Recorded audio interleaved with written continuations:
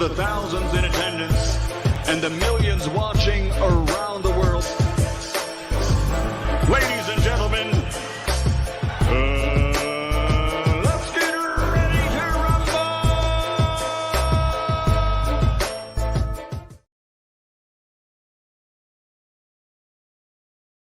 What's up? What's up? Yeah. What's up? What's up? What's up? It's Buckles Malachi Williams in the building. We back.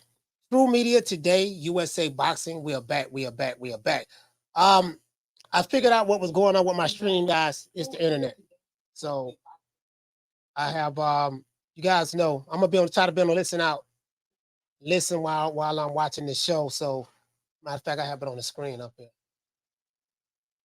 I'm gonna have it up here on the screen as well. So just in case we have any issues with the streaming or whatever, popping noise, I'll be able to hear it. It's what I need to do. I'm gonna have to get in contact.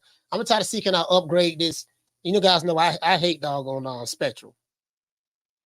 I hate motherfucking Spectrum with a passion, bro. Like I miss AT&T, really do. But it is what it is. I have Frontier as well. I need Frontier to put a modem right here next to my computer. Like I have the Spectrum modem right here, and I'm still having issues. So we'll see what's up. To internet. So what I need to do, I just need to put a modem on here. We had a good show, man. We had a good fight party this morning. Loved it, enjoyed it. A lot of people showed up. You guys showed up, showed out. Early in the morning, man, I did see a lot of people. Knockdown 305 was there. Jamie Rivera was there. Jamario was there.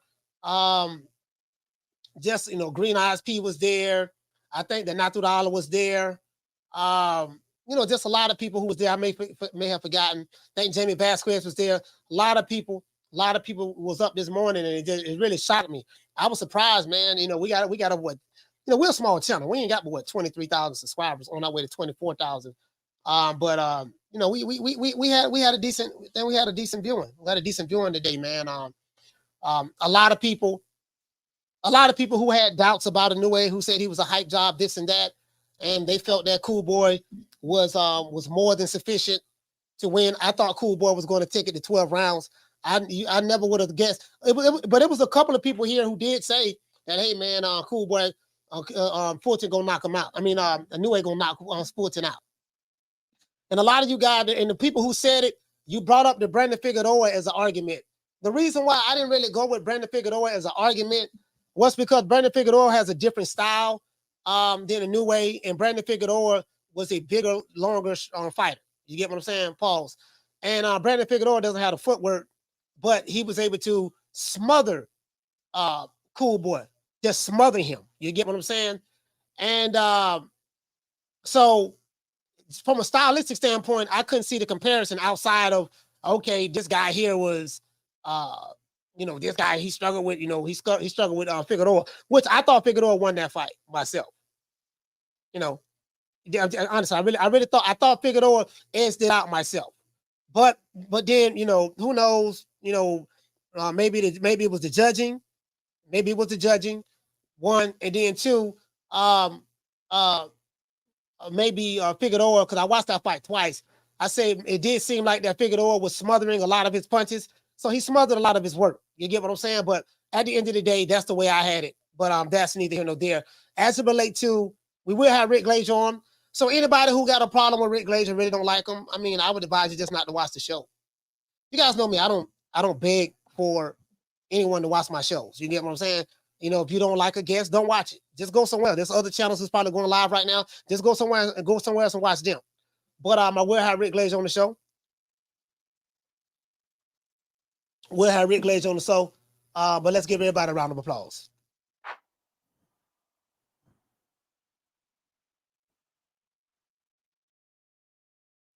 I think I have a bunch of receipts I want to show. I want to get into the show very quickly before I get Rick on. So we're going to do something a little different. Let's go here. I'm going to go straight to my Twitter account.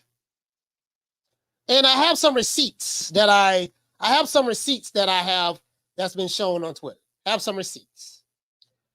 And the receipts that I have is hilarious to me. the receipts that I have is hilarious to me.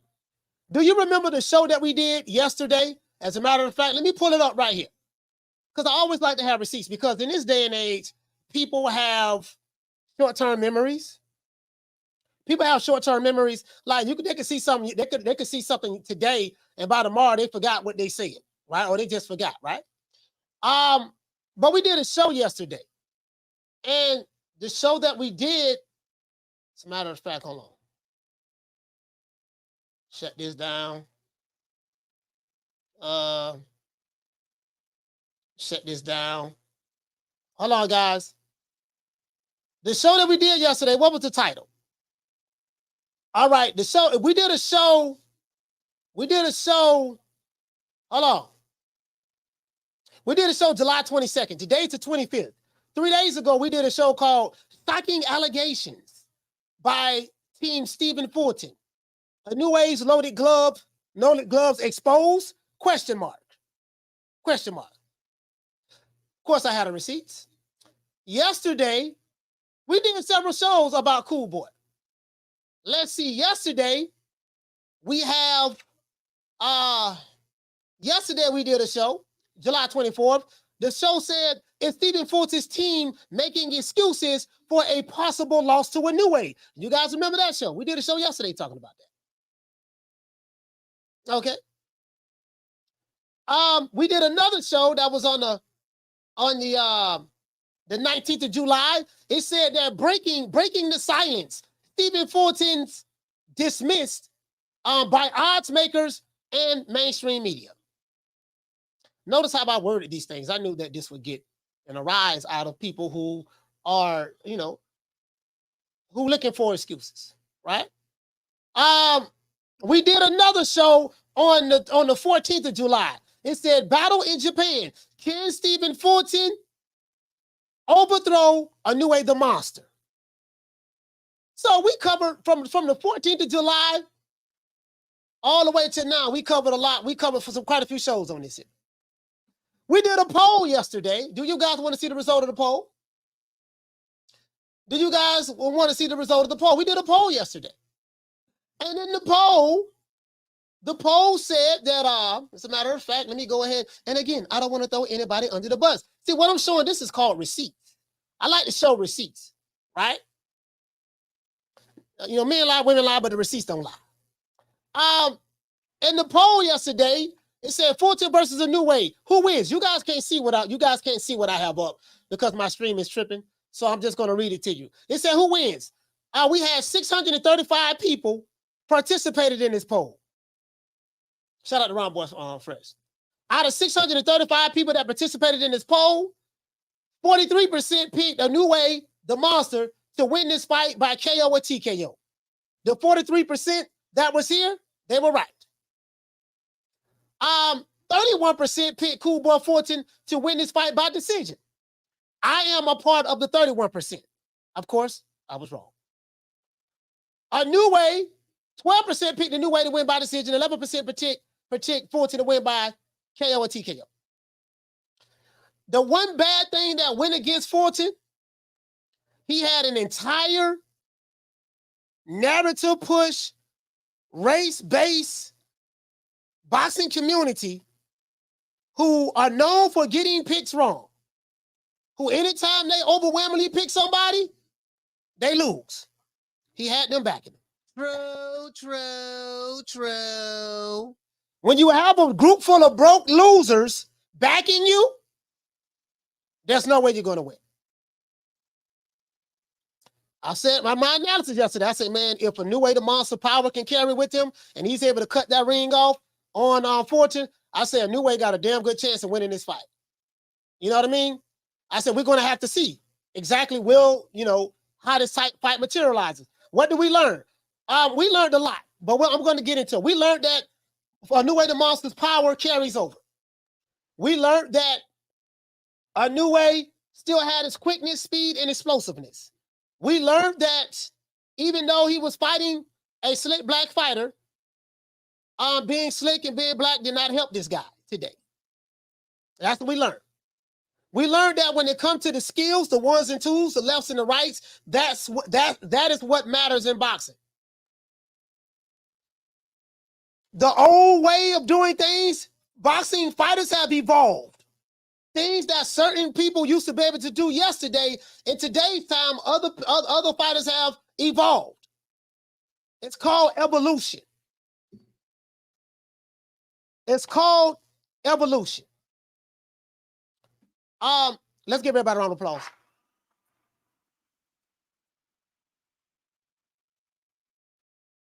Now, what I want to do, I want to blow this up right quick. I'm not even going to go into what I normally do. I'm gonna have Rick Glazer on, so I want to get what I need to get out of the way. I'm not even going to go what I normally do. Let's do this. Go right here, right quick. Pull up my Twitter account, and then I'm gonna share this. And then I'm going to share this. All right, let's see. Some people are saying that Inoue that Fulton tried to get out of this fight at the last minute. Of course, it wasn't Fulton. His trainer had some issues. When his hands got wrapped, his trainer did show that the trainer was right there watching Inoue hands get wrapped. Some people still try to say it was the hand wraps. You can't make this shit up. So let me do this. Let's blow this up. Somebody sent me this. This is D-Style. Shout out to D-Style. He took a screenshot of Whole Money. Whole Money did a show. Had 10 people watching. As you can see, 10 people were watching. I don't know how these niggas having 80-something, 90,000 subscribers, but they only have 10, 15, 20, 30 people watching. That shit don't make no damn sense. How in the hell does somebody like me, a small channel like me with 23,000 subs, when I go live, I have just as many people in my live shows as the guys who have 100,000, 70,000, 80,000, 90,000 subscribers. Something in the coffee ain't adding up. Let's do this. Hold on. Yeah, I thought I told niggas, man, that nigga was that Japanese guy was insane. I'm saying, Willie, OG Willie, man, who you think? I ain't pick nobody. I thought, to be honest with you, I thought that the Japanese guy was cheating, right? And I thought that, man, this is bullshit, man. No, then you asked me, I thought after seeing, you know that was hold it, man. That was the first time that I really you heard what he said? Watched him fight, right? He said, "Oh man, you thought he was cheating. Have you been up with them alphabet boys? That's somebody who listens to me. True. That's somebody who listens to me." He said, "Have you been up with them alphabet boys?" Everybody know I coined the phrase calling the LDBC the alphabet boys. Shout out to Jarvis. He said, "Can you buy followers on YouTube?" Absolutely, you can. There's some of your favorite YouTube channels. They have fake subscribers. They have some real subscribers, but a lot of your favorite YouTube channels who have those big numbers, they have fake subscribers mixed along with real subscribers. Yes, that is true. Hold up, man. That Japanese guy is curved. The only person that can beat that Japanese guy based on with a Japanese. Yeah, I thought the condition. I told niggas, man, that nigga was that Japanese guy was insane. Mm-hmm. I'm saying, Willie, OG Willie, man, who you think? OG Willie. Let's see what OG Willie got to say. I ain't pick nobody. I thought, to be honest with you, I thought that the Japanese guy was cheating, right? So he said he thought the Japanese guy was cheating. He was surprised that Inoue won. This is after the fight. This is on Whole Money channel. Nigga that live with his mom. All right, let's see. Who else I got? They say that some of these guys is crying today.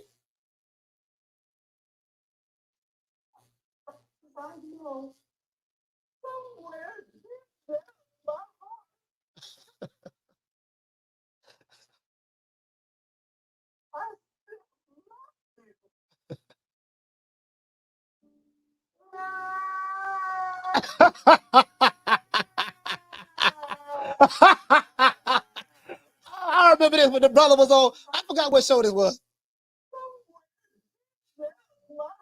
They making memes about these alphabet boys.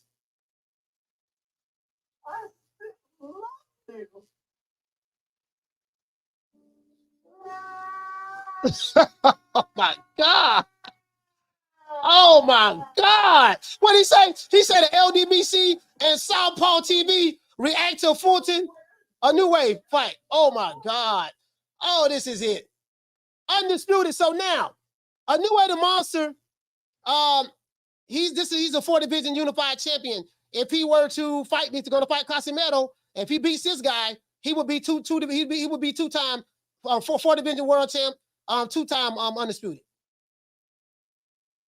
As of right now, today, I have Inoue the Monster, pound for pound, the #1 fighter in the world. Leonard Ellaby.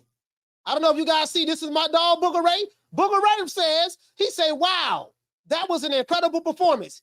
He's what they say he is, a monster. Man, I was wrong. Props to the champ. Booger Ray said that he is what he say he is. This man is a monster. Law. Rick Glazer popping shit as usual. He said the PBC fanboys, LDBCers, and Haymonites, and the Agenda crew are all nowhere to be heard from since Fulton was left for dead by Inoue. He said they are all now hiding. And Fart Man, some dude named Fart Man. Do you guys know who Fart Man is? And Fart Man, he's already dodging the guys he bet with. So this is why I tell you, do not bet these dudes online. If you bet these guys online, they will not pay you. He say Fart Man is ducking. There's a new way right here. As you can see, this is the 8th round. Jab. Watch how we set this right cross up. Watch how we set it up. Jab to the body. Come over the top of the right.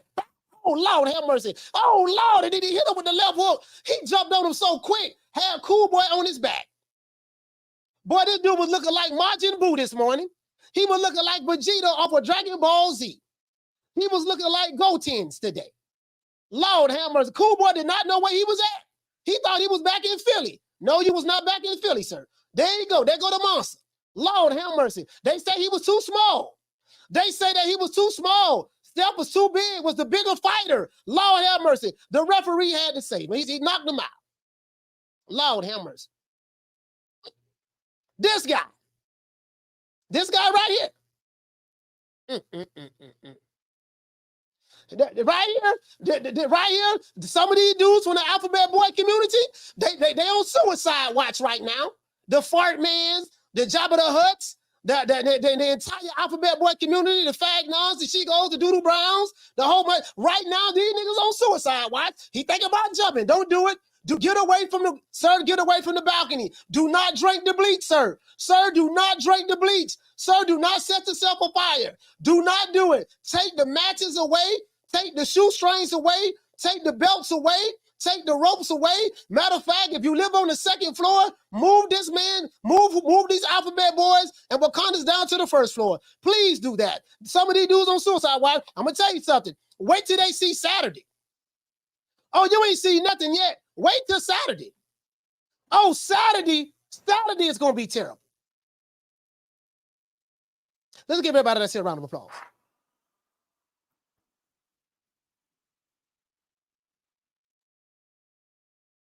It's a song that I like by Future. He says it's a song he got called Homicide. Y'all look that up. Go on YouTube, type in Future featuring Snoop Dogg, and type in Homicide. It's one of my favorite songs by Future. Go tell them it's a homicide. It's going to be a homicide Saturday. You think these niggas jumping out the window now? Wait till Saturday night. True. Wait till Saturday night. Before we get into the show, we got to say all praise is due to the Most High, the most exalted, the greatest human being on the planet Earth, Mr. Al. Well, you know, I guess I got to be like everybody else and sing Al Haymon. I can quit my job now, baby. 6 figures, baby. You feel me? I'm about to But a name. Do you have a name? Oh, nah, I ain't got no name, you know. Name them names, man. They know who they is. Name them names, please. The names need to be named. They know who they is. The Mexican monster. They say, sometimes, some people are from the show me state. I think that he is who they say he is. They call him the monster. We're going to see something very similar Saturday. They called him the monster for a reason. Let's see. According to the receipts that I'm reading, according to Rick Glazer on Twitter, he said with Fulton being KO'd in their ongoing battle, Al Haymon, Rick Glazer don't like Al Haymon, you know that, so it is what it is. Al Haymon's PBC is now 4-20. That's 4 wins and 20 losses anytime a Al Haymon PBC fighter runs up on a top-ranked fighter. He says that's why Haymon doesn't let his fighters cross the street. I want to stop right there. Do you believe that right now? Do you believe that right now, Al Haymon is probably telling Cool Boy, look, I told you, this is why I told you, fight Brandon Figueroa. I told you not to go on the other side of the street. You was chasing the money. That $1 million that I was paying you to fight, that was good money. You still would have been a champion. But you did not want to listen to me. You decided to run to the other side of the planet. You wanted to go to Japan. I can't protect you in Japan like I was protecting you when you was over here in the United States. This is why I do not like to have my fighters fight other fighters that are not PBC fighters. Now you messed up the apple cart. Now you lost the 2 belts that I wanted to have. You get what I'm saying? Shout out to Cool Boy Steph, though. He dared to be great. Cool Boy dared to be great. Let's give him a round of applause for that.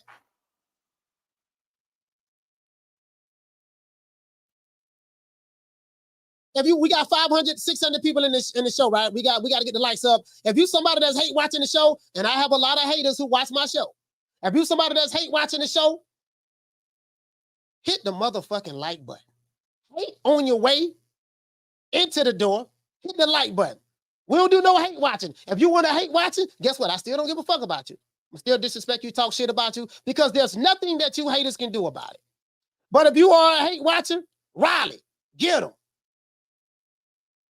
Look, fuck you, fuck the plane you flew in on, fuck them shoes, fuck the socks with the bell on it, fuck them cheap-ass cigars, fuck your yuck-mouth teeth, fuck your hairpiece, fuck your chocolate, fuck Guy Ritchie, fuck Prince William, fuck the Queen. This is America. My president is black and my Lambo is blue, nigga. Now get the fuck out of my hotel room. And if I see you in the street, I'm slapping the shit out of you.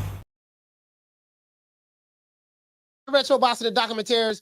We got a couple of super chats. Let me address them. Shout out to Swift718 dropping that $2 super chat. He said, this has been a great show open, coach. I appreciate that, Swift. So shout out to you, fam. Shout out to your boy Mambo dropping that $2 super chat. He said, wasn't nothing slick about Cool Boy. Look basic. You know what? I remember a fighter by the name of, he's a Hall of Famer, by the name of Roy Jones Jr. And what happens is when you have special fighters that are once in a generation of a lifetime, and when you fight fighters that are once in a generation of a lifetime skill set, have that talent, they make good fighters look like average fighters. True. When you find fighters who are just that great. When Ali was around, when Ali ain't all that, this and that. Ray Robinson broke the mold. Sugar Ray Robinson, Willie Pep, all of those guys, they broke the mold. But I want to say in the era that I came up in since I've been alive, what happens is when you have those great special fighters, you have a lot of people that, oh man, he ain't really all that. He ain't really that good. But he keep winning, and he keep winning, and he keep winning. And he fight these guys. Oh man, when he face this dude gonna smash him. Then he beat that guy. Then what they do is they'll turn around and the guy that they was praising, when I say they, I mean the detractors, the guy that the detractors were praising, they'll turn around and switch out on him and say, oh, he really wasn't all that, but we got somebody else for him. Oh, he beat him. Oh, we got somebody else for him. Oh, we beat him. Well, we got somebody for him. So these guys who hate you, they will always continue to move the goalposts. We call them old goalpost moving ass niggas. True.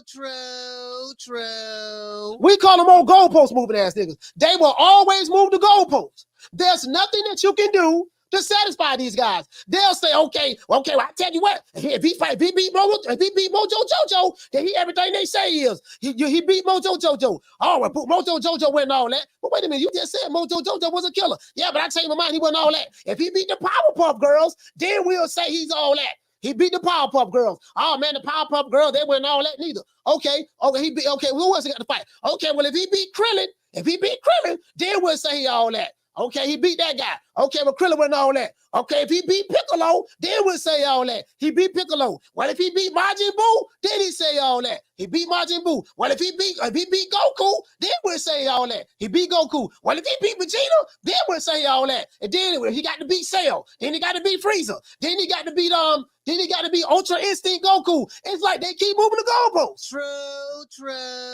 True. And there's something that I say that my mother taught me a long time ago. When they don't like you, when somebody doesn't like you, there's nothing that you can do to make them like you. Me, I go out of my way to piss my haters off. That's what I do. I go out of my way to piss them off. I don't give a fuck who it is. I have the white boxing fans say that I'm racist against whites. And once upon a time I was. That is true, back in the day. I have the Hispanic boxing fans say that I'm too pro-black. I hate Hispanics. I have the black boxing fans say I'm a cool Uncle Tom sellout. My question is this. All three of y'all can't be right. True. All three of y'all can't be right. So I want the white boxing fans along with the Hispanic boxing fans and the black boxing fans. I want y'all to come together, have a conversation, and try to come up with which one I am. Am I a cool Uncle Tom sellout? Am I racist against Hispanics and whites? Y'all got to come together and figure this out. Because y'all all over the place. Y'all confusing me. Anyways, let me send this link to Rick Glazer. Piss these niggas off some more. Shit, fuck it. Since you're here, might as well make you mad. Since you're here, I might as well make you mad some more. Since you're here. Since I am the prince of pissing people off, this is what I do. Shout out to Savage Sarge. Dropping that quarter of a dub. He said, yo, Coach, Saturday going to be very interesting. And Crawford win. Will PBC be exposed for all of the in-house bull crap? I mean, it is what it is, man. It's subjective to the individual. I got Crawford winning by knockout. 10th round knockout. That's what I have. Period. Whether they be exposed or not, I don't know. If you hate the PBC, maybe you feel like they're exposed, but that has nothing to do with any of that. Shout out to Vigilante. Dropping that quarter of a bam dub on your boy. Last time we had issues with Rick's phone, his device. Rick just popped up, but it said device not connected. Says your device not connected, Rick, so I may just end up calling him. Shout out to Vigilante. He said boxers that dare to be great and lose get roasted on nowadays. That's sad. Most slick fighters are good, but they are not a Mayweather. I mean, it is what it goes both ways. Fighters who dare to be great, and they lose. Fighters who dare to be great and they lose. Some of them do get roasted, but they get roasted by certain fan bases because certain fan bases of that fighter who dare to be great, some fan bases, they have a level of toxicity that they bring to the table. So anytime that fighter were to lose, they roast people. People have a right to do that, fam. It is what it is. Shout out to Derek Choice. Dropping that half a dub on your boy. He said a certain ball YouTuber was saying Inoue is clout chasing Tank. Tank don't have a belt, so I'm not sure how. Inoue haven't even brought Tank name up. It's Tank Davis fans who brought up Inoue's name up, saying that Inoue, Tank said he'll fight him. They need to fight each other. Inoue is not even thinking about Tank. Those are the facts. That area. Yeah. Right now we have the legendary Rick Glazer on. Let's give Rick Glazer a round of applause. How are you? Rick, what's going on? Rick, what's going on? Not much, buddy. Not much. It's all about you. It's about Inoue, and it was great viewing today. I watched very intently today. You watched very intently. Rick, I have some really, really good questions for you. Anybody want to ask Rick Glazer a question? You're going to have to send a super chat. Has to be a $5 super chat or more. $5 super chat or more. If you type something in the chat, I would not answer it. If it's not $5 or more, send a super chat. Hold on, Rick. Shout out to Vigilante, $2 super chat. He say if Inoue was 147 pounder, who wins? Inoue versus Boyd. These are hypotheticals. I don't know. Anyways, Rick. Did you enjoy the fight this morning? I loved it. I woke up at 4 o'clock in the morning. I got warmed up for the first 8-rounder, and I watched the whole show and every second of it. I enjoyed it tremendously. I have 13 things I want to go over with you. I did several shows leading up to this. I was promoting this fight heavy. Cool Boy Steph. The questions that I've had were, okay, Cool Boy is a really good fight on the back foot. You know, he meets the definition of what they call a slick black fighter. And I'm not making this up. These are some of the things that a lot of people have been saying to me, people who are pro PBC, or just people who love Cool Boy Steph. Like, I like Cool Boy. I love Inoue. I'm very familiar with Inoue. I have seen like 9 of his fights. This guy is really, really good. He is the goods. A lot of people who was criticizing Inoue, they self-admitted that they don't even watch his fights, and they don't even watch the lower weight divisions. So they was making decisions that were not based on boxing. They was making decisions based on, I guess, their own ignorance of who the fighter is. They were saying stuff like this guy was a cheater. They were saying stuff that he was loading his gloves. They were just repeating and regurgitating things that they heard from certain agenda YouTube channels. What I say to you is, some was even saying that Inoue was a hype job, and he's going to get exposed by the slick black fighter from Philadelphia named Stephen Fulton. The question I have for you is this here. For those who thought that Inoue was a hype job, did Inoue answer all of the questions this morning, today? Well, to me, he did. I didn't think he was a hype job to start with. I knew he was real, but you know, I think he silenced. He fought a black American who was supposed to be slick and great on his feet, and he proved to be nothing more than cannon fodder for 8 rounds. He never really won a minute of any round. Maybe won 2 seconds here and there. That's it. And it was a shutout on the scorecards, and he finished him off in the 8th round, you know, conclusively. There's no need for a rematch, that's for sure. I've often said that I like fighters who stop you. I like fighters who, you know, you go in there, listen, man, don't let it get to the scorecards. You know, there's only one thing that you can control in the boxing ring, and that's you stopping your opponent. You know, you can't control what the judges say. You can't control how the referee is going to referee the match. What you can control is whether you can stop your opponent or not. If you stop your opponent, you'll take it out of the judge's hands. It seemed to me, Rick, Inoue looked like a slick Asian fighter with power. He looked like he was a slick fighter more so than Cool Boy. He was, what he is a classic old school boxer. Okay. With modern nuances, fast feet, fast hands, awesome power, the great strength. His lower body makes up for his thin upper body. He's got big, thick legs, big thighs, and he proved to be the far superior man in there today. And like I said, there's no need for a rematch. I didn't hear one person say anything about a rematch. You know what really was a telltale sign for me? Cool Boy Steph has really good footwork. Inoue's ability to be able to close the distance, and he was able to close the distance at will very well. Easy. It was all easy. Even that back foot, flooding up the back foot that Fulton's known for was completely ineffective. He had no power to hold him off, and he just walked in anytime he wanted to. Landed beautiful jabbing shots to the body, beautiful jabs. I mean, it was a textbook clinic at the highest level. I don't want to sound like a jerk off because I'm a career boxing professional, but this may be the next Manny Pacquiao. And I'm not saying that from this may be the next man. Now, I'm not saying he can go up to 40 or 47, but I don't see any reason why he can't win world championships at 26 and 30. Okay. Remember, they both started at 108. They both started world championships at 108. They won. The difference is Inoue didn't go for 112. He jumped up from 108 to 115, then 118 at 122. He never won a flyweight world title. So he won the Superfly, the Bantam, and now the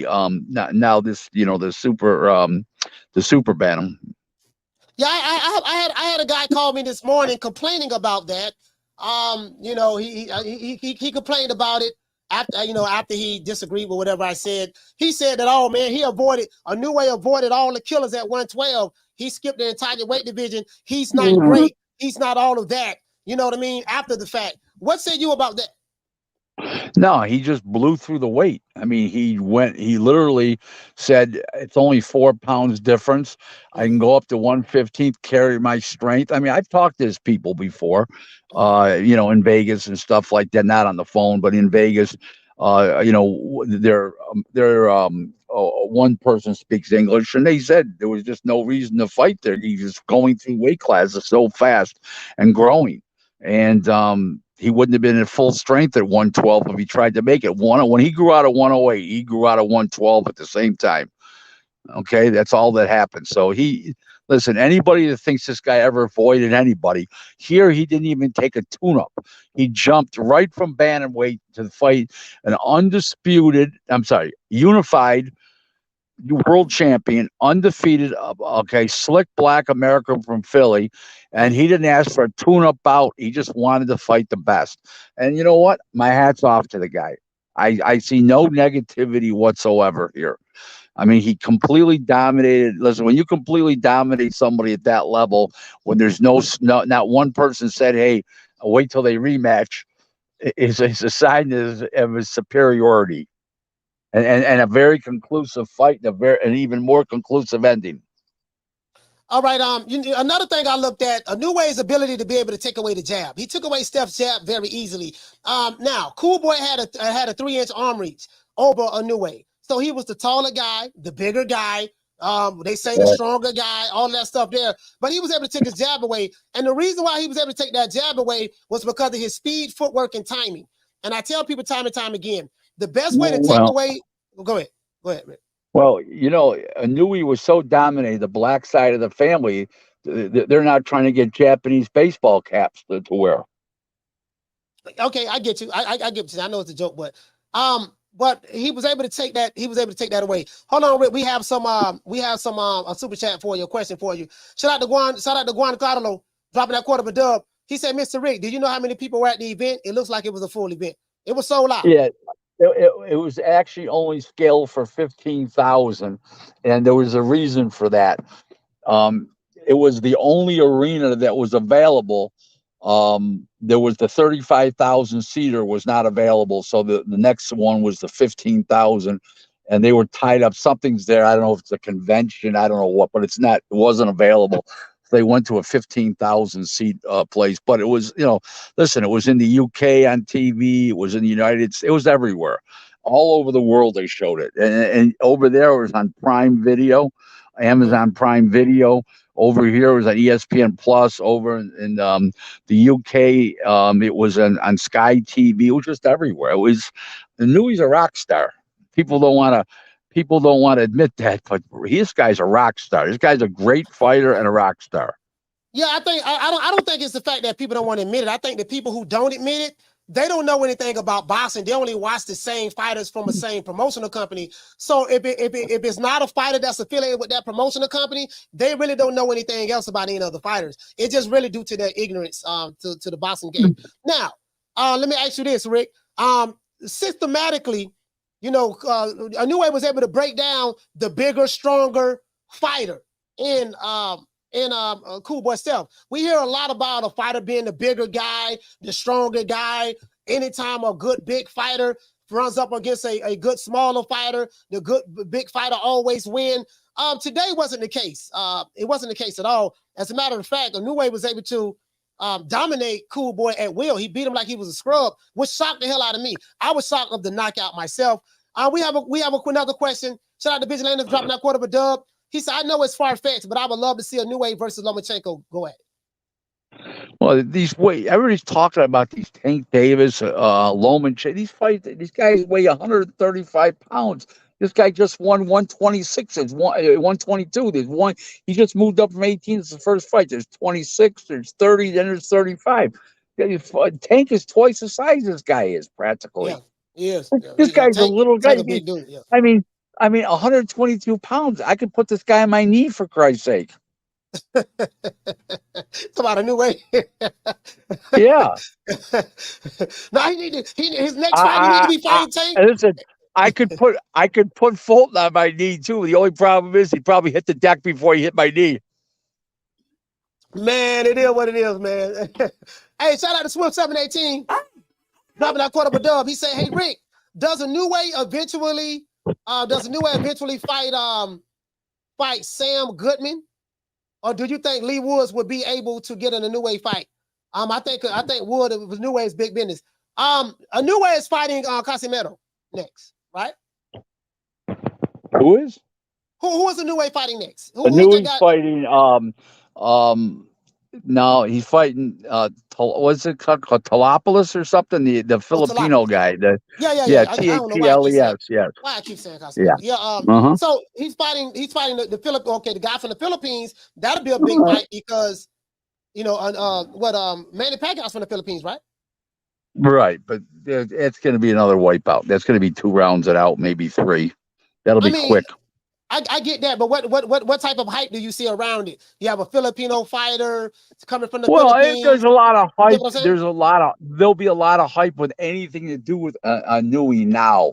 People saw greatness. I mean, you go to social media, everybody's like falling all over Inoue now, and he's that great. I mean, he's the next Pacquiao. I'm saying it. I've said it earlier, just a little while ago in our conversation. I told people over the phone since the fight, this is a beast. This is the real deal here. We're looking at greatness, folks. We're looking at greatness. Hey, listen, Stephen Fulton was an undefeated unified champ, slick, big, this, that. He dispatched him like a rag doll. Yeah. I think the thing that we realized today, Cool Boy, not Cool Boy Steph, but Inoue's power carried to the super bantamweight. No, that's not super bantamweight division, right? Is that super bantamweight? Yeah, super bantamweight division. I think they fought that super bantamweight. Cool Boy's power. I'm not Cool Boy, but Inoue's power carried over. I was kind of like, man, that was one of the things I wanted to see. I saw early on the first half of the first round. These guys were kind of like feeling each other out, feigning, stuff like that. But I think once Inoue got his rhythm, started timing, getting his timing on point, when he started landing those shots on Fulton, I saw a different look in his face, a different look in his eyes. It was like once he felt his power, he whatever game plan he had, he had to go to something else. Did you see that? Yeah, the power carries up from weight to weight if a guy has a big lower body and very fast hands. And he's got very fast hands and he's got a huge lower body. The power has a better chance of moving up. If you've got slower hands, not slow, but slower hands and a bigger upper body and skinny legs, the power normally does not transcend upwards as you go through weight classes. These are some of the things I noticed. I'm just listen to me right quick. Inoue the Monster, he was able to close the distance very well. He has the ability to take away Steph's jab. He did it very easily. As a matter of fact, he systematically broke down the bigger, stronger fighter. His power, as we know, we just discussed, it did carry over to the super bantamweight division. He beat a slick black fighter who has excellent footwork. His punch placement. I think that Inoue had very, very excellent proper punch placement as well. He doesn't waste shots. When he throws, a lot of times he's going to land. From what I saw, my notes that I took, my personal observation, Inoue had too much speed for Steph. He had his feet was too quick for Steph, and he had cat-like reflexes. He was able to out-jab a guy who had a 3-inch arm reach over him. He made it look easy. Right. He wrapped his hands exactly the way Steph trainer wanted him to. They saw when Steph trainer, when Inoue Fulton was getting his hands, when Inoue the Monster was getting his hands wrapped, Cool Boy Steph trainer was right there. He had it on. He had his phone up and he was videoing Inoue getting his hand wrapped. So he videoed it, he watched it, and it still didn't matter, right? We also saw that at all. Inoue left no room for excuses, even though we do hear that the Alphabet Boys and their affiliates are making excuses. In my opinion, just based on this fight, the way he jumped up to this weight division, and he didn't get a tune-up fight. He fought the top guy in the super bantamweight division. In my opinion, as of right now, Inoue the Monster is pound for pound the #1 best fighter in the world, in my opinion. Now, of course, I want to see what happens Saturday with Crawford and Spence. But as of right now, based on this performance, he's the #1 guy, in my opinion. There's not even a question about it. And also, the smaller, quicker, more athletic guy, KO, the bigger athletic guy. Do you think I made some good notes, or what say you? 100%. I couldn't have said it better myself, even if I would have tried harder. You did a hell of a job there. You have a great mind, and I mean, I think you're underrated. I think you're underestimated, underrated, and I Yeah. think that you need to use your skills even more because I think that you're a sharp, very sharp guy. That's one of the reasons why when I first heard you, I said, "Man, this guy's a lot smarter than he looks Yeah, I'm a and lot smarter than I seems." look. And Yeah. yeah, and no, I meant because the first time I saw you, that's what I meant. No, But no, yeah, no. you're I very get you. I get smart. You're very boxing smart. I'm impressed. Count me as a fan. All right, yes, sir.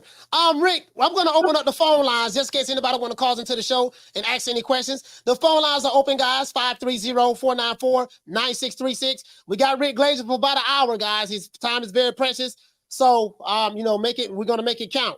530-494-9636. What's next for Fulton? In your opinion, what you think is next for him after this destruction today? Well, if he would have won, he would have said he was going to Disney. I don't know where you go, but back to West Philadelphia from here with his check. He got a big check. What can I tell you? You know, so What did he? I mean, not that I'm pocket watching, but three I heard point he got three like $3 point million, one something like that. 3.1 million. Yeah. Okay, so that's a lot. I knew he was. I knew he was guaranteed 10 million. I knew he was guaranteed 10 million. Yeah. Why was Inoue guaranteed 10 million, but Steph only guaranteed 3 million, 3.1 million? Because he was the attraction. That's where all the TV came from. If it was just Fulton, he would have been on show. If Fulton without Inoue, he'd be fighting a hobo in the United States for 300,000, 250 maybe, and he'd be on Showtime, and no big deal. Now this thing was on in the United States. This thing was on in the UK. This thing was everywhere. This thing was Prime was on Amazon Prime Video and all the Asian country. It was big. It was huge. 15,000 people, all those sponsors that they listed. Oh my God. Rick, I asked that question. I already knew the answer to it. I was kind of like being sarcastic. I knew why that Inoue was getting paid way more money than Steph because Inoue is the draw. I knew this. Listening to some of these guys online, you would think that, hey man, Steph is this, Steph is that. These guys don't even support this guy over here in his own country outside of Philadelphia. This is just reality to the situation. Listen, no disrespect to Steph. He couldn't sell out a 2,500 seat ballroom in Atlantic City. Come on. Seriously. Which is 60 miles from Philly. Come on. Is it because of the smaller weight sizes? Because I hear a lot of guys say they don't watch the smaller weight division. Well, I mean, Inoue's small, and look how many people he drew. Yeah, I mean, it is what it right? is. You know how it is over here, man. Phone lines open. Hold on, phone lines open. Let's see what we got. Caller, what's your name? Where you calling from? What's good, Coach? It's Fat. Fast and Beat More. Talk to me. Not much, chilling, man. Hey, man, I agree with you or not the placing on a pound for pound, but I agree, man. That win, the way he did that, he definitely moved up. I had him fifth on my list, and that was without me even really watching him fight, but just seeing his accolades that he was undisputed and shit. I was like, oh, I ain't never really hear this dude or see this dude fight, but I keep seeing ESPN putting him up there behind my boy Crawford and shit. I'm like, all right, then Fulton, I'm going with Fulton and just off the strength and shit, and he get knocked out like this. I'm like, damn, like, you gotta give him his respect, man. I saw one of them YouTube channels too. They talking about, oh, he gotta fight Tank. I ain't impressed. What? What you mean, man? Like, what the fuck? First off, we don't even want to see that. And then second of all, like, you doing something when they start saying that. They want you to fight this guy that's 2 divisions up, and they want you to fight this guy. So he definitely doing his thing, man. People, you know what I mean? They gotta respect that. But Rick, what you ready to say, Coach? No, I was gonna say Tank is like what? Tank 135. This guy just moved to 122. Like people want to see him fight Tank. Like what weight division? What weight division would they fight at? Right, that's what I'm saying. I'm like, man, we don't want to see that shit, man. For real, man. Give dude his props, man. He went in there and most people wasn't expecting it. You know what I'm saying? It is what it is. But I agree with Rick. Rick wasn't too far off. That same combination was the same combination Pacquiao dropped Thurman with. When he hit him to the body like that and came over the top with the right, that was the same shit that dropped Keith Thurman. I do see shades of some Pacquiao for the way he throw his punches. But Rick, you there? I'm here. Where am I supposed to be going? You're talking. Why would I leave? Rick, I know if you was there. Nah, I ain't on YouTube. I was just calling in. But no, I asked you there. What you think? Oscar De La Hoya and Ryan Garcia gonna resolve their issues? Because I saw you made an excuse for De La Hoya. You say he had a dinner and all that. Nah, that was just a bad look for him. But what you think? You think they're gonna be able to resolve their partnership, or you know what I mean? What do you think about that? Yeah. They will, because Oscar got a valid contract. That's all there is to it. Simple. And his advisor, lawyer, violated that agreement. And they're gonna hold Ryan and him accountable for that in court of law. Don't forget something. It's very unusual here. Oscar sued him, and Oscar sued the lawyer. They didn't sue Oscar. Right. Remember that. That's very important to note. All right, we got other calls calling in, Fats. Thank you for calling. Appreciate it. Salute, shout out to Mark. This is what you need to do, Coach. You need to get a Inoue hats made up and put the word Japan under there, word Japan, and put them on your show and put them up for sale for $25. And I think they'll sell. All right. We'll talk about it. Shout out to Fats from calling from B-More. Salute. I'm not gonna lie to you, Rick. Unknown caller. Rick, I was very surprised at how easy Inoue beat Cool Boy. It's not the fact that he beat him when he knocked him out, but it was the fact that he did it effortlessly. The guy literally did not have a scratch on his face when the fight was over with. Caller, what's your name? Where you calling from? What's going on, Coach? It's your man T Skills, Jersey. T Skills, Jersey. Talk to me.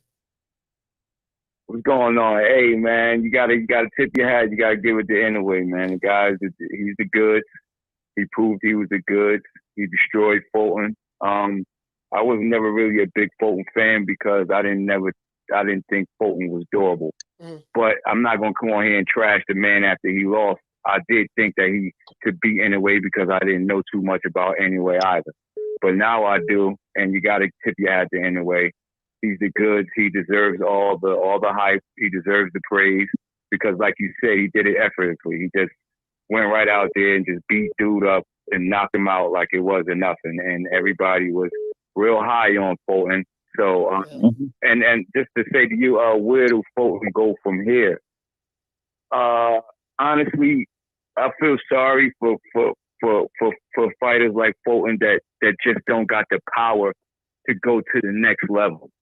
You know, I mean, I could say he can go up to 130, but he just doesn't have the power to beat any of the top guys at 130. So I don't really know where he goes, but well, don't forget he could go I know to that nobody is going to beat him.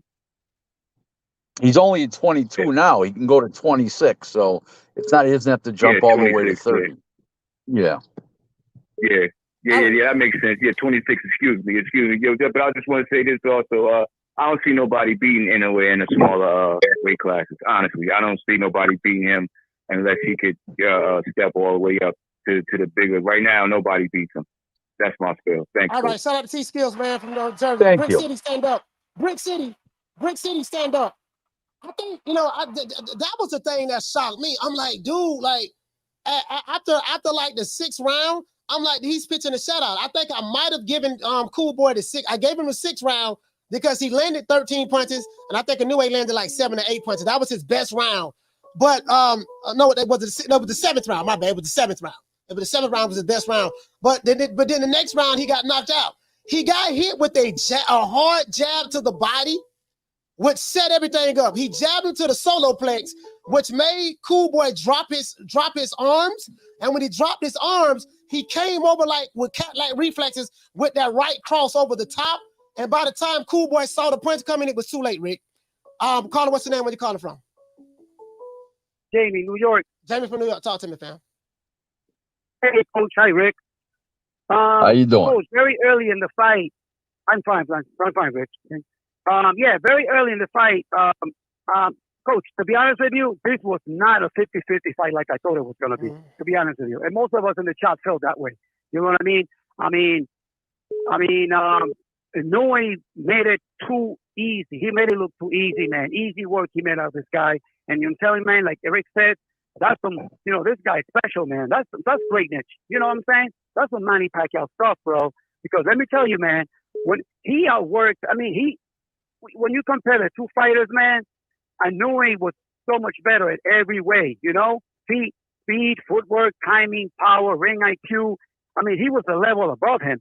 So the way he beat him, he made it look too easy, man. And to be honest with you, we got to respect Inoue, man, because he's the truth, And that's what I got, Coach. That's my call. All right, shout out to Jamie Rivera, man. Salute, fam. New York, stand up. Hey, man, listen, man. I'm Rick. I'm not, bro. Like, were you surprised at how easy he made it look? Well, I was, but I'll tell you what I had said leading up to the fight. I said this could be one of those deals where everybody's giving Fulton this medal for bravery about going over, crossing the world. He's a unified champ, undefeated, crossing the world. And I says, you know what? If Inoue's what I think he is, he's really crossing the world for a check for $3.1 million. Because I didn't give him much. Listen, the line went from 2.5 to 4 to 1. Yeah. I saw that. I saw that. The line jumped. The betting odds. You're just talking about. This is the difference, okay? Fulton was a unified champion. We are looking at generational. We are looking at a generational greatness or all-time greatness. We don't know that yet, but it's at least generational greatness. Could it be all-time greatness? Oh yeah, it could be. Very, very much so. We're just looking at something very special and very unique. Remember something. When Pacquiao first came over, he already had several losses before he got here.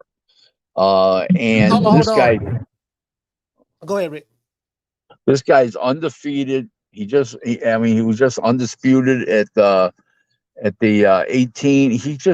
He's special. That's all you can say. He does you can't teach what he does, and no trainer could come along and teach him any better than he's fighting now. That's greatness right there. All right. Caller, what's your name? Where you calling from? Got a lot of noise in the background. Hey, Coach, this is Mike. You got a lot of noise in the background. When? I'll call you back, Coach. Okay. All right. Yeah, Rick. Yeah, I'm not gonna, bro. Like, for me, that dude, I'm like, this dude can crack, bro. This dude can crack. Like, whatever advantage. But Coach, it's not just the power. Just put it this way. Let's forget about the knockdowns. Okay, let's forget about those. Let's forget about those knockdowns in the 8th round. Okay, forget that for a moment. He never won a round through the first 7, and the 8th round obviously he wasn't going to win.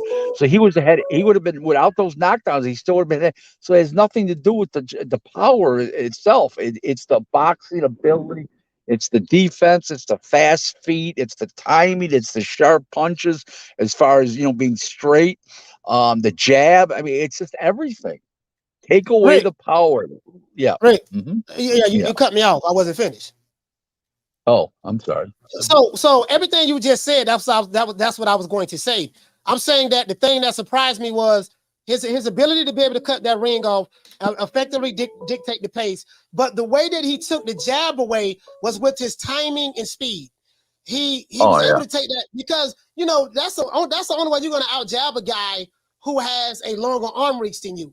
He nullified Cool Boy's arm reach by closing the distance, and he beat him to the punch every time with timing. By the time Cool Boy realized what he was getting hit with, it was too late. So he was able to time him. He was fighting in a rhythm. His footwork was impeccable. His hand-eye coordination was on point because the way he placed his shots was amazing to me. And I think that's what kind of befuddled Cool Boy. He looked kind of befuddled in there, like he fought a guy, something that he never seen before. That's what it kind of seemed like to me, in my opinion.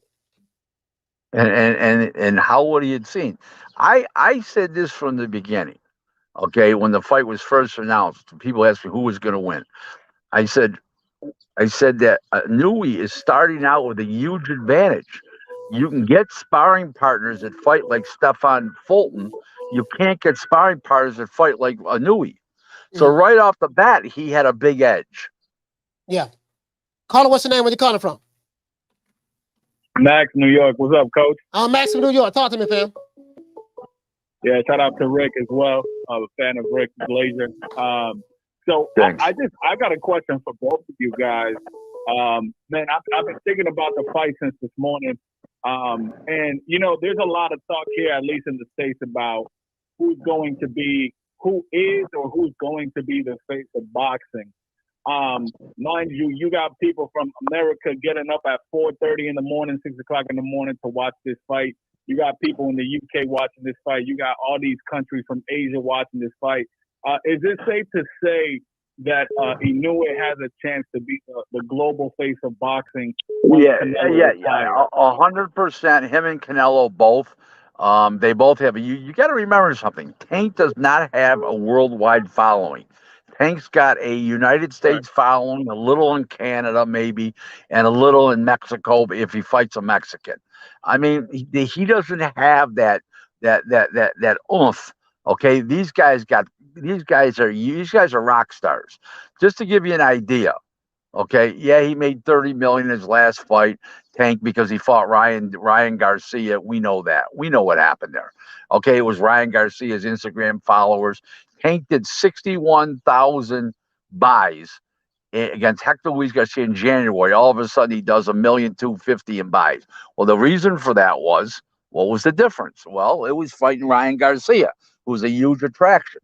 Okay, you take that away and you put him in with a regular guy this next time again, just like he's been fighting before Ryan, he's going to go back to doing, 50, 60, 70. Now he'll get a few more buys because he knocked out Ryan, but he's not going to do 400,000 or 500,000 buys.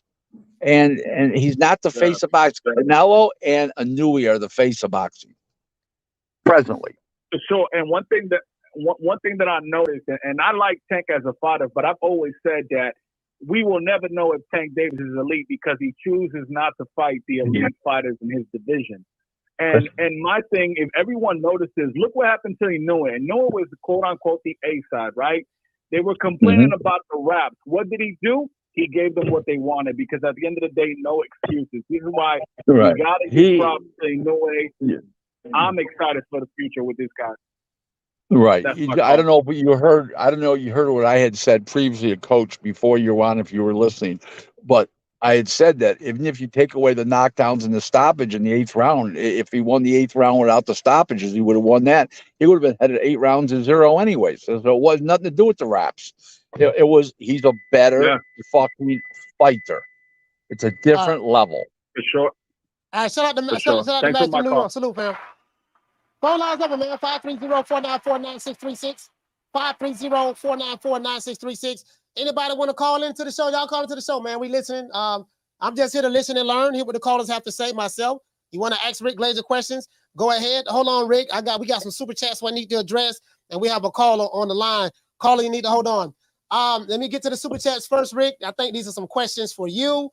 Shout out to Mr. Boxing Moves, dropping that quarter of a dub. He said, Rick and Coach, do you think Bud would dispel the bigger, stronger narrative versus Spence this Saturday with a victory like Inoue against Fulton did? My answer is yes. I got Crawford by knockout. Shout out to Black Cat, dropping that quarter of a dub. He said, even more than Pacquiao, he reminds me of a young Roberto Duran when he was running through everyone at 135. Yeah, you're right. Roberto Duran was a bad boy at 135. You hit the nail. You know what? He was a bad boy. Shout out to GM dropping that quarter of a dub. He said, Rick, you glazing. I was with you. He said, but now you talking crazy. Inoue ain't no face to boxing. Okay. I mean, he has the right to feel well, that way. that's because he's an American and he doesn't get it. That's why he was paid $10 million for this fight. The next fight, he'll probably get $20 million. Okay, that's the way it works. Okay, they keep building you up because you got more revenues and more TV revenues and more people. They can only go in a 15,000 seat stadium today, If they went where in that other stadium where he fought, where you drew 35,000 people, you know, it's a different. You're talking about a different league here. You're talking about big money. You're talking about big everything here. You know, it's All right. just a different league. Caller, what's your name? Where you calling from? This is Vinny Tulane calling. I'm calling from North Carolina. What's your name is, Rick? Vinny Tulane. Benny Tulane, talk to me, North Carolina. Hey, I'm calling y'all talking about the fight, man. The fight was amazing, and I just got to compliment him on that stick. He was putting that stick out there to the top, to the bottom, and just dominating. I mean, it was a wonderful performance. I loved it. All right. Yep, it was. Hey, man, Thank you very shout much. out to you, fam, for calling the show. North Carolina, stand up. So Rick, so I want to pivot a little bit. Now, a new way, or not a new way, but Cool Boy did what he had to do in order to get paid more money going to Japan to fight the bigger, stronger attraction, the bigger draw. In a new way, there's not a fight in America that he could have fought where he would have made the type of money that he made over there. My question is, well, do you think that maybe a new way, and it's not a new way, but maybe maybe if you have a conversation with Al Haymon or someone, they might be like, look, man, we did not want you to take this fight. This is why we keep you fighting in house. Now you don't have any belts anymore. Now that his belts is going, what say you, caller? Hold on. What say you about that? Is there any regret by Fulton? Haymon probably won't. Haymon probably won't even take his phone call now. So why? Because he ignored Al Haymon's wishes and went over there and fought in another country. You know, he looked like he was a duck out of water. He just didn't look. He didn't look like a champion. He looked terrible. It's embarrassing. Rick, I'm not gonna lie to you. You are by far the biggest Al Haymon hater I've ever met. Thank you. I consider that a compliment. Hey, caller, what's the name? Where you calling from? I'm good, Coach. This is Dez Buchanan calling from Mobile, Alabama. Dez Buchanan, talk to me, pal. What's going on, man? So the man Inoue has been a problem, stuff like that. I'm not gonna sit here and pretend like I've been watching the man for grits and stuff like that, but definitely passed the eyeball test as soon as I watched him. And he has an incredible opportunity in front of him to do something truly special. So he's already been undisputed at 118. Looking like he's on his way to being undisputed at 122. He can conceivably be undisputed at 126 and as high as 130. This is unprecedented. I didn't really. I was looking at the fight between him and Fulton, before it happened. I didn't like the fact that Fulton really didn't have any power. I thought he was gonna have a real hard time keeping him off him, and Inoue was eventually gonna get to him. What really impressed me was his ability to take close to no damage during the entirety of the fight, on his way to stopping him. With that type of agility, fight IQ, and ability to get off without being hit, this is gonna give the kid some longevity.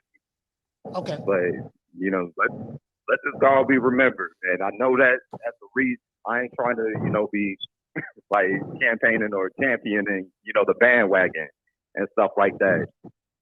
This man has an opportunity to be undisputed world champion in the 4-belt era. We got other calls calling in, fam. I need you to wrap it up. We got other calls calling in.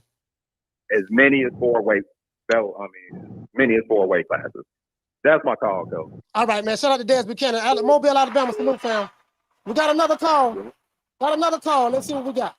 Hey, I need you guys to get to your points, man, because we got other callers calling in. I want to allow everybody to call the show. So please just hit your points and keep it moving for me. I'll call it. What's your name? Where you calling from? Man, this is Kyle from Jersey. Man, that was a one-sided ass whooping. I didn't even know who Stephen Fulton was, and then I didn't even know who Inoue was. It's just fight week, so I figured I'll watch it. Man, freaking Inoue was putting it on him, man. What the hell? So you didn't know anything about neither fighter, Cool Boy nor Fulton? I mean, Cool Boy nor. No. Nope. I didn't watch neither one of them because it was fight week. So I'm like, all right, let me see what everybody's talking about. Man, he put it on it.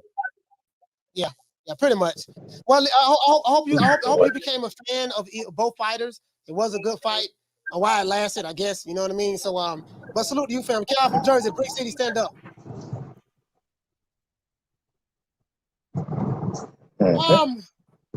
Rick. So I know you out and about.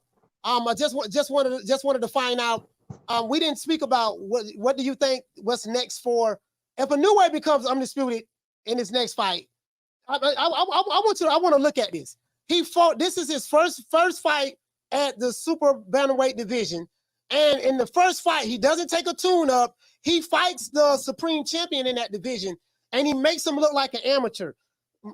So I want to hold on. I want to piggyback on that a little bit. I got another caller calling in. Caller, what's your name? Where you calling from? Blood Boxing, Gainesville, Florida. Let me get right to this. Shout out to you, Coach. Rick, I have a question for you there, man. Why is it that other fighters are making A-side and B-side arguments, and a fighter like Inoue is able to become a main attraction, earn $10 million, and get his opponent over $3 million? Are we seeing a cash cow developed minus the American market and a cash cow that utilizes the old school philosophy of simply being the best? And one more question real quick, and I'm going to get off it if you have time. Why is it that a social media created fight fan is placing unrealistic demands on Inoue to fight guys like Tank Davis? Are these new fans just that stupid? We didn't ask Arguello to fight Hagler. We never asked Sugar Ray Leonard to fight Michael Spence. What's wrong with these new fight fans? Do they understand anything about boxing? And Rick, please don't give anything short of a traditional fight fan your valuable time. I'm out of here. Thanks, Coach. Shout out to Blood Boxing, man. Salute to you, fam. What say you, Rick, about that? Rick, are you there? Sorry about that, guys. Rick fell off. Blood Boxing, I'm sorry about that, my brother. Rick fell off. I didn't realize he wasn't on the show anymore. He fell off, so I gotta wait for him to click the link to get back on. I do apologize, Blood, but he fell off. I didn't even realize it. Shout out to Flex BX. Dropping that quarter of a bam dub on your boy. Super chat received. Playtime's over, boy. Yes, sir, it is with us. Shout out to Flex BX for dropping that quarter of a dub. We're gonna go to a short commercial break, and when we get back, we will pick it right back up where we started at. We're gonna go to a short commercial break, and when we get back, we're gonna pick it up where we left off at. You get what I'm saying? So also, guys, before we do, I want to sit back and say, man, let's just, like the brother just called from Jersey. He said he never heard of Inoue and he never heard of Fulton. Well, hopefully after this morning's fight, for those who are not familiar with the lower weight divisions, hopefully you guys sit back and became a fan of Cool Boy Steph as well as Fulton. Cool Boy Steph as well as Inoue the Monster after watching the performance tonight. Salute to you guys. It is what it is. Where am I from? Martin from Oakland. Martin from Oakland. Talk to me, man. Yeah, that's hilarious how all these haters can't handle Inoue getting a little bit of shine. They're already trying to set him up for failure, talking about he needs to be fighting Tank. Last time I checked, 135 is a lot closer to 147 than it is to 122. So why ain't they trying to line up Tank against the winner of Crawford Spence? You feel me? Yeah. It's just ridiculous. I mean, it is what it is. Like, a lot of these guys, you have to understand, fam, like, when you have narrative pushers, and to piggyback off of Blood's question, as it relates to the social media boxing fans, the social media boxing fans are some of the most unintelligent people that I've ever met in my life that you'll ever meet when it comes to boxing. I'm not saying unintelligent. I'm not saying unintelligent just overall in life, but I'm saying when it comes to boxing, they make very unintelligent decisions, and their narratives. The stuff that they say is not based upon the actual sport. It's based on their own personal, some of them are racist. They have racist agendas, whether it's black, Hispanic, or white. It's based on their own self-imposed ignorance because they refuse to learn more about the sport. These guys don't know a check hook from a check hook from a fish hook, as old 1 2 for say, or a check hook from a checkbook, whatever, right? They don't know. So when you're dealing with low IQ people of this sort, you know what I mean? Okay, I got you. Hold on, Rick, I got you. Hold on, Rick is coming back on.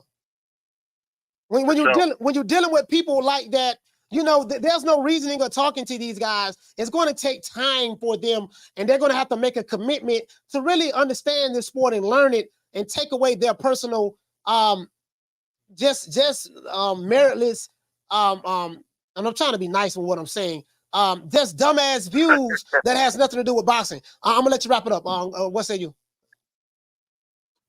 Nah, you're 100% right, Coach. I mean, I look at it like this. If you really like boxing, you're cheating yourself by not checking out these lower weight classes. Because a lot of times, these little guys, they don't have the same pop as the higher weight classes. So they depend a lot more on skill. And if you like skill, you're going to love you some lower weight classes. That's all I got for you, Coach. All right, shout out to Mark from Oakland. And again, it comes from guys. It comes for guys who sit back and say, "Well, I ain't never watched these dudes fight before. I ain't never watched Inoue. I know Cool Boy, but I ain't never watched Inoue. Well, if you never watched him, how do you know he's a hype job? Like, how can you say that a fighter is a hype job in one breath while you admit in another breath that you never even watched the guy fight before? Like, make it make sense to me. You know what I mean? Make it make sense to me. You know, I ain't got but a GED, but I have a master's degree in common sense. My common sense tell me that how can you say something is or something ain't in one breath while acknowledging that I really don't have any information to even draw a hypothesis, an educated opinion on my hypothesis. It's like saying, "Oh man, Michael Phelps, he ain't no good swimmer. He ain't no good swimmer. He ain't all that." But in one breath, but then you sit back and say, "Well, I really don't watch swimming. I don't know anybody in swimming. I don't watch swimming, so I don't know how good he is or not." How can you say somebody is not good at something, they're a hype job at their job in one breath, while admitting that you never even seen them perform in another breath? True. Like, this is what I like to call Wakanda logic. This is what I call Wakanda logic. I know they don't like it. They don't like to hear that. They hate that word, but it is what it is. Okay, so let me get this straight. You know, and then now, well, he got to fight Tank. Okay, well, who does Tank have to fight? Tank ain't got to fight nobody. He fought Ryan Garcia. So it's like you put certain requirements on fighters who you don't know nothing about, you don't like, but you don't put those requirements on no one else. The same people that say that Inoue need to fight Tank are be the same people that say that Tank don't need to fight any of the other top guys in higher weight divisions or in his own weight division. True.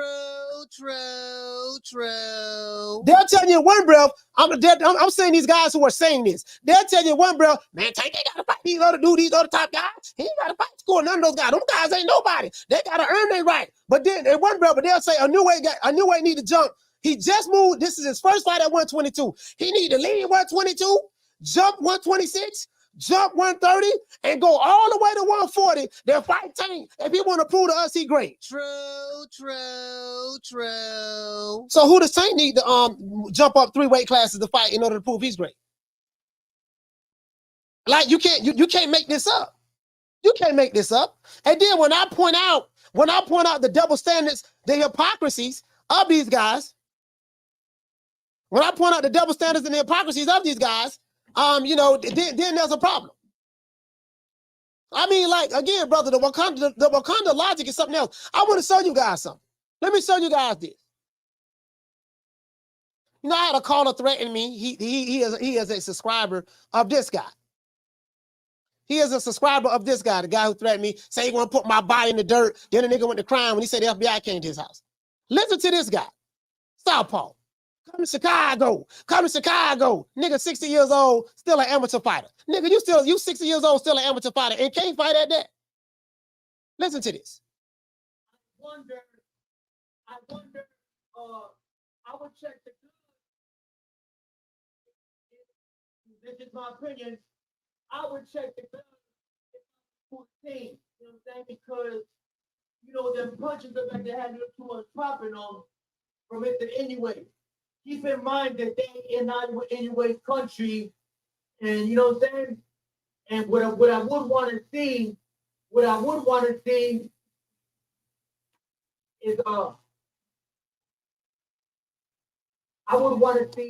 a result. The result of that after this fight. These are the guys that you're arguing with online. This fool, he got subscribers and niggas listen to him, believe him, then they want to bring their ass over here and try to threaten the old boy. True.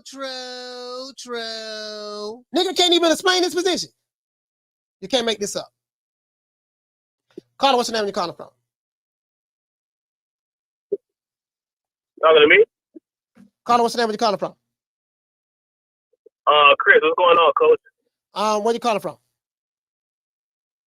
Miami. Chris from Miami, talk to me.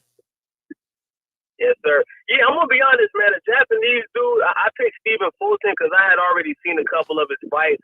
I swear to God, man, I never heard of this Japanese dude or seen none of his fights, which is why I picked Stephen Fulton. Yes, sir. You know what I'm saying? But congratulations to dude, man. He did his thing, man. He got knockout power. You know what I'm saying? Definitely should be on the pound for pound list. But I wouldn't go as far as to say he should be number 2 on the pound for pound list because he beat Stephen Fulton. I think that's kind of overrated, dude. You know what I'm saying? Like, not trying to discredit his win. You know what I'm saying?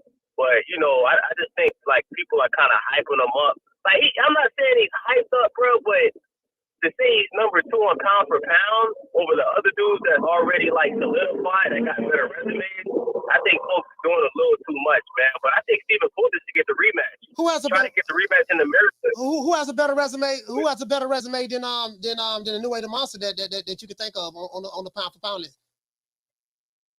Devin Haney, Teofimo Lopez, Errol Spence, Crawford, Canelo, Tyson Fury, Deontay Wilder, Devin Haney, Anthony Joshua. Devin Haney, Anthony Joshua. Right. Tank. I put Tank too. Gervonta Davis. Tank. Who else you said? You said Terrence Crawford. Terrence Crawford. Spence. You said Spence. Yeah. Tyson Fury. I would say Usyk. Gotta throw Usyk on there. Okay. And did I say Wilder? Deontay Wilder?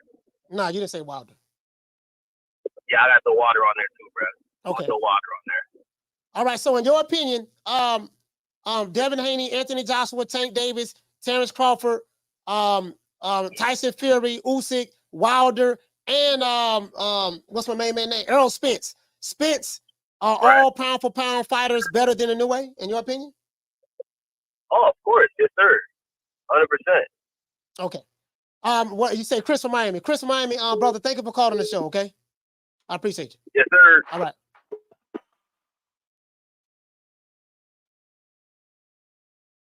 Hold on, I'll let you guys hear it again. Caller, what's your name? Where you calling from? Martin from Oakland calling back. I want to see if you let me get my clown on, coach. Go ahead, Martin. Okay. Amongst active fighters, Inoue has 20 title fights in a row, and he's undefeated. That's number 1 amongst all active fighters as far as wins are concerned. Second place is Canelo. Canelo got 18 wins in title fights. Obviously, he got the 2 losses. You know who's third? Bud Crawford, Mr. 18-0 in title fights. So what do all 3 have in common? Pound for pound. Pound for pound. And if that don't justify, I don't know what does. Everybody old boy just named falls under that. I'm sorry. You want to throw out Devin Haney undisputed? Well, guess what? Inoue undisputed. Bud Crawford about to be 2-time undisputed. Canelo undisputed. So all that shit, it don't apply. Inoue, obviously Crawford gets the nod over Inoue, but everybody else, and the only one that comes close is Usyk. Everybody else falls under it. I'm sorry. Just my opinion, but I'm basing it on facts. He beat all these men, got all these belts, got all these accolades, and nobody can touch him other than maybe Crawford. That's all I got, coach. All right, shout out to Mark from Oakland 2 times. I have a new way. For me, if I was to put together a pound for pound list, I have a new way. I have a new way number one right now, even over Crawford. And you guys know I rock with Crawford, but I have a new way number one right now, and I have to see exactly if Crawford is able to destroy Spence like I'm predicting he will. Then I would consider, okay, maybe we put Crawford back at number one. But right now, I have it for a new way at the moment. It's like Cool Boy Steph is a great fighter. Cool Boy Steph is not no drop shot. He's a hell of a fighter. I will answer the phone. Hold on. I want to let you guys hear, because a lot of you guys said you did not hear. What Crack Paul had to say. This dumb nigga from Chicago, not because he's from Chicago, but this guy, this guy right here, this guy's a special case. He has some special subscribers as well. Let you guys hear this. This guy is very special. He's very special. Like Short Boy Shorty special. Adrian Reyna. Hold on, guys. I wonder, I would check the gloves. If this is my opinion, I would check the gloves if I was Scooter team. You know what I'm saying? Because base, I wonder, I would check the gloves. If this is my opinion, I would check the gloves if I was Scooter team. You know what I'm saying? Because, them punches look like they had a little too much popping on from Mr. Inoue. Keep in mind that they in Inoue's country, and you know what I'm saying? And what I would want to see is I would want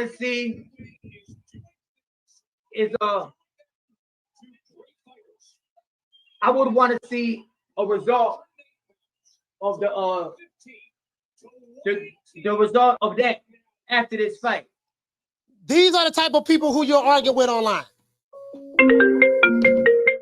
These are the people who you're arguing with online. These are the people that go around threatening you when you don't agree with them.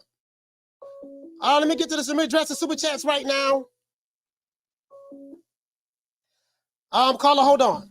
Let's address the super chats right now. Shout out to Jamario. Dropping that quarter of a dub on your boy. He said, people saying a new way should fight Tank or Loma just shows and tells the greatness of a new way. That's true. True. They're not asking Roland Romero to move up and fight these other guys. They're not asking the old man who was putting hands and foot on Roland to move up and fight these other guys. You got to move up 3-4 weight division and fight this guy, fight that guy. They're doing it to a new way. So that tells you how great he is as a fighter, whether they realize it or not. Shout out to Real Dude Uprising. Dropping that quarter of a dub on your boy. He said the ones that say they don't know a marquee fighter usually don't watch the whole weight class he's in. I mean, yeah, pretty much. Shout out to Carlos Resendez dropping that $2 super chat. He said, that's the same people who discredit Canelo in a new way. I mean, it's the same group of people. It's the same group of people. That's what it is. And when I go around social media and I check these streets, especially on Twitter, bro, like you have some of the dumbest boxing fans on Twitter I've ever seen in my life. Like literally, these guys are, listen, on the scale of 1 to 10, they have a negative 0.00 IQ. These are the people who argue with you, be on 12, 13-hour debates on lives with you. I got shooters. Come to Chicago. You better not show up to the fight. I'm going to pull up. Like, literally, they very, very special. Like, they very special. This what you dealing with the Alphabet Boy community. They're affiliate communities. Because if you're using Alphabet Boy talking points, Dontae's Boxing Nation, the AHKI TV talking points, guess what? You are those guys, whether you realize it or not. True. Caller, what's your name? Where you calling from? What up, Coach? This is Marco from the 714. Marco from the 714. Talk to me. Coach, I did not see that whooping coming. I was all for a competitive fight. I thought Cool Boy was going to move. I thought Inoue was going to hunt him down. But the way he just broke him up, down, it was just... Do you think at some point maybe that whole hand wrapping gig affected Fulton in any way? Because when the coach threw it out there, that shit seemed unexpected. Like he wasn't expecting that, so he might have sidelining him by just throwing that out there. No, I don't think it affected him in any way. I just think that once he got in the ring, he felt Inoue's power. The reality of the situation is a lot of things that Cool Boy said prior to the fight. I'm gonna outclass this guy. I'm bigger than him. This and that. Yada yada yada yada. I think when the rubber hit the road and the reality of the situation came about, well, I'm in the ring with this guy now, who they call the monster. I think the reality of him, who he had to fight in Japan, that set in. I thought the reality of that set in, and once he felt that guy's power, he realized, wait a minute, this dude is everything they said he is. Dude, he listen. He not only beat Cool Boy, he dominated him clearly. You can literally say maybe every round. I had a new way. That's what I'm telling you. He dominated him every round, and he knocked him out. He caught him with a. I did not see that shit coming, Coach. He caught him with a. See that shit coming. He caught him with a jab to the body. Left jab. Made him drop his hands. Boom. And then finished him with a right hook, right hook, right? And you can tell that's something that they work on in the gym. He made Steph look pedestrian. I have never seen nobody make him look like that. He didn't know where the hell he was at. When he got dropped and he got back up and was staggering, he thought he was back in Philly with Meek Mills and Boo City. True. Make it rain. Yeah, for sure. Hey, but shout out to Marco, 714. Now, let me ask you, Coach. Go ahead, fam. Go ahead. One last question, Coach. I would love to see Inoue go against Brandon Figueroa. Oh, man, Coach. For as long as that shit lasts, it's going to be fun as hell. Thank you for taking the call, Coach. Yes, sir. Shout out to Marco, 714 in the house. 714 in the house. You know, shout out to Rich Mendez. Dropping that quarter of a dub on your boy. He said someone should tell Southpaw the reason they call him the monster is because he hits hard. Hey, man, it is what it is, man. I don't think you can tell him that it doesn't matter. When your mind is hell-bent on pushing racial narratives, and you participate in the Victimhood Olympics, when you participate in the Victim Olympics, the only thing you're going to see, you're always going to see a way that you can become a victim in that situation. There's no reasoning with guys like that at all. You get what I'm saying? There's no reasoning with guys like that. Caller, hold on. Shout out to Swift 718. Dropping that dub on your boy. He said, yo, my man sounds like the neighborhood burnout stand-up outside in front of the corner bodega. He said, down the street from the drug addict program. He said, no disrespect to any struggling or recovering addicts. Yeah, I got what you're saying. Yeah, like this, but you have a lot of those guys on social media. They follow this guy, and they'll come over here. They hate watching the show right now. They hate watching. Won't hit the like button. Oh, I hate that nigga coach. I hate him. But they watching the show because they know what I'm saying is some real shit. But you know, it is what it is. Phone lines is open, man. 530-494-9636. We have almost 800 people in here and less than 500 likes. We got to get the likes up. Caller, what's your name? Where you calling from? What's up, Coach? It's the inevitable. D Block, D Town, D City, D-Ville, Baltimore. D Block, talk to me. Already, Coach. It looks like it's on fire today, Coach. It's on It was fire. after the fight. Yep. Hell yeah. So this is what I'm saying, Coach. At the end of the day, like we said, Coach, you know, a lot of people pick Fulton. A lot of people ridiculed me yesterday, trying to talk some smack, but that's okay. Everybody got their opinion. But when the facts come out all the time with facts with hate up in here, Coach, and Louis, the monster, just proved me right. When D-Block, you know what? Sometimes I miss it, Coach, but the majority of the time I'm good.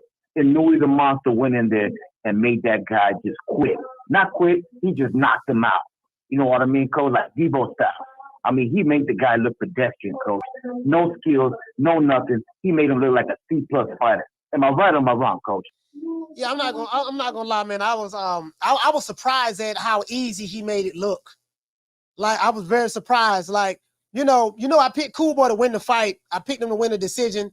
I was surprised at how easy he made it look. And I said yesterday, I said if Inoue can cut that ring off, and if his power transfers to the super Featherweight division, I say it's a good chance he's gonna win this fight.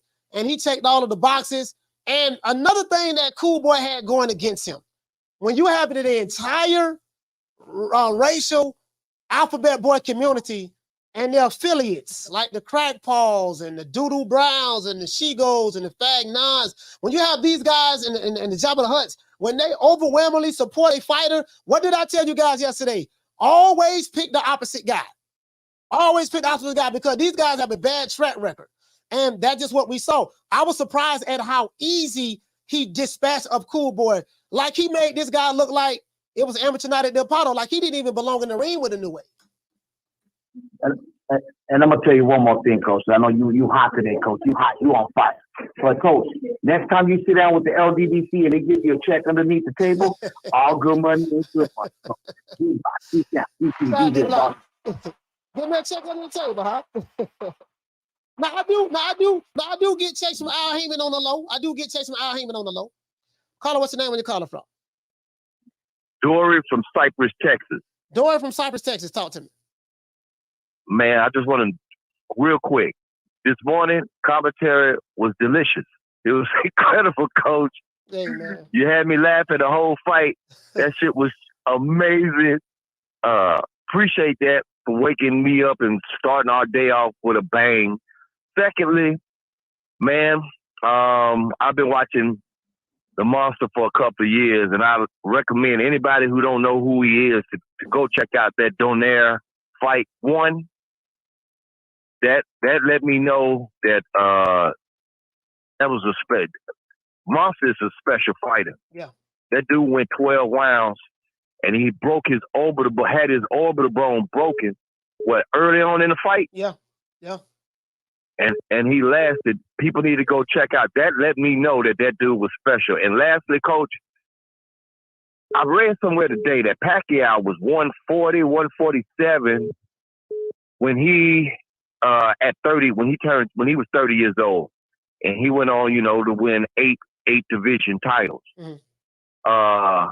Monster is like at 122 right now. Yes, sir. You think it's possible that dude can hit 8 division titles before it's over? And that's the last thing. Shout out, keep doing what you're doing. I'll listen. Yes, Peace. sir. Shout out to Dora from Cypress, Texas. You know what? That's a good. I don't. You know what, man? I'm gonna be honest with you, Phil. I don't know the answer to that. I don't.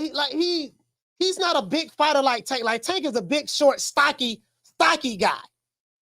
Inoue is really a typical small Asian guy from Japan. Maybe he can go to maybe 126. I would even say maybe 130. I would say maybe his cap out is 126. That's what I would say. That's what I would say. I would say his cap out is maybe 126. I don't know, but the only one that would truly know that answer is Inoue. We really have no way of knowing, fam. But 135, he don't need to go to no 135. Caller, hold on. Let's get the super chats out the way. Shout out to Nesoro. What's going on, fam? Dropping that quarter of a dub.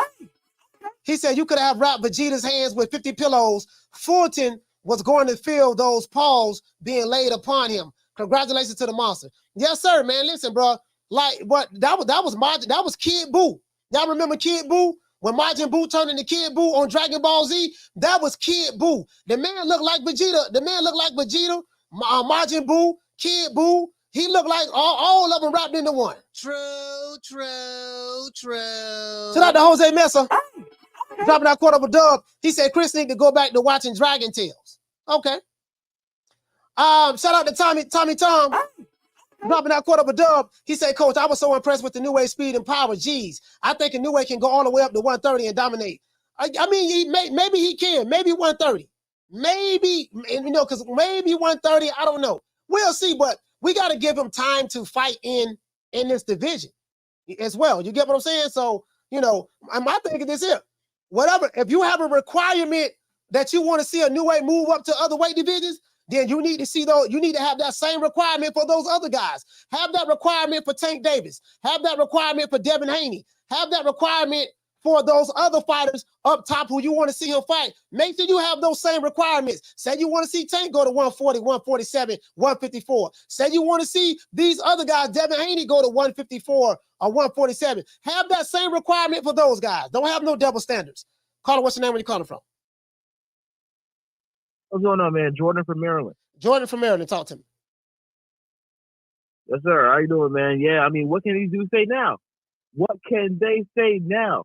There is no excuses they can make because I watched the whole entire live, right? And Inoue's hand was right in front of us, live. They put the gauze on, then they put the tape. So there's no excuses at all. This man came out and did exactly what he was supposed to do. No more narrative. It proves that his resume is not trash at all. He's been battle tested multiple times, and he proved the world right that he's the best. You know what I'm saying? This is what greatness looks like. Yeah. Shout out to Inoue, right? Because he could have fought anybody at 122, anybody, but he went right after the best person there, and he's going to clean the division now. We already know that. And I think Inoue should, after that, you know, go to 125, 130. If you can make it to 135, go ahead. You know, I think I can see him probably at 140. But yeah, Inoue did exactly what he was supposed to do. But he shouldn't rush the weight, you know. Okay, I totally agree. He shouldn't rush the weight. But shout out to Jordan, man. Jordan from Maryland, salute, fam. Thank you for calling the show. It is what it is. Hey, we got to get the likes up. We got to get the likes up. If you hate watching the show, we got 750 people in here and less than 700 likes. If you send back hate watching the show, Riley, get him. Fuck you. Fuck the plane you flew in on. Fuck them shoes. Fuck the socks with the bell on it. Fuck them cheap ass cigars. Fuck your yuck mouth teeth. Fuck your hairpiece. Fuck your chocolate. Fuck Guy Ritchie. Fuck Prince William. Fuck the Queen. This is America. My president is black and my Lambo is blue, nigga. Now get the fuck out my hotel room. And if I see you in the street, I'm slapping the shit out of you. What's your name when you're calling from? Yo, Coach, this is Mason from Flint, Michigan. Mason from Flint. Talk to me, fam. What's going on with you, Coach? Hey, excellent commentary this morning, man. That shit was hilarious. When Fulton went down and you said Wakanda is dead, yeah, I couldn't stop laughing to save my life, man. But that was a good fight, man. Yeah. He whooped on Cool Boy all 8 rounds. Like you said, you can give him the 7th if that's the way you see it. But he beat him the 7th real quick, man, and he finished him too. And that's how you're supposed to take a champion's belt. Yeah, that shit was it was great work. Like you say, man, that speed, that power, man. Inoue wasn't scared. He was comfortable in there, and he imposed his will on Cool Boy, man. And I can't wait to see what he do next, man. That kid got a bright future ahead of him. Yeah, yes, he does. He has a bright future, man. Shout out to Mason, man, from Flint, Michigan, man. I totally agree with you, fam. Salute to you, my brother. Flint, stand up.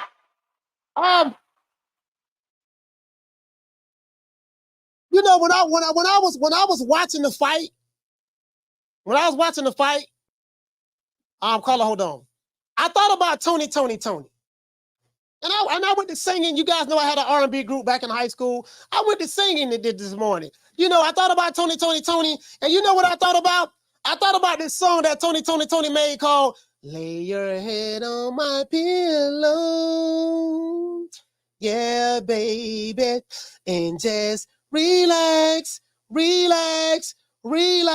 Cause this right cross for you. Bro, it's like when Inoue hit him, he said, it's like, listen, he hit him with that jab to the body, and when he was coming over with the right hand, Fulton had opened his eyes, and when he saw that right hand coming, because he brought his elbows down to try to protect himself for the body shot, when he saw that right hand coming, I just thought about Tony. Lay your head on my pillow. Bap! Caught him with that right hand. And then when he caught him with the right hand, he hurt him. And when he hurt him and Cool Boy went to staggering, then he came back with that left. Here we go, my nigga. And just relax. Cause this left hook's for you. Bap! He caught him with that left jab to the body, right cross over the top, and he went ahead and dropped him with the left hook. I say, Lord have mercy. True. I say somebody get Joe Biden on the phone. We got to get Jim Crow Joe. Get Jim Crow Joe on the phone and say, Joe, we need to send the National Guard. We need to send the Marines over there to Japan and get this dude because they just released a weapon of mass destruction on Cool Boy Steph. True. Caller, what's your name when you're calling from? Hey, Coach, this is Oscar calling from California. Can you hear me? Oscar from Killer Cali. Yes, sir. I hear you. Yeah. It's my first time calling, but I've been watching you for a while. I watch you and IBFT and Money Brown. Basically, you guys are the only ones. You guys keep it the more realist, and Andrew Tucker. So I thank you for your work. I've been a boxing fan for years. I'm about your age. I just want to give my predictions. I thought Inoue was going to win by knockout, and it happened.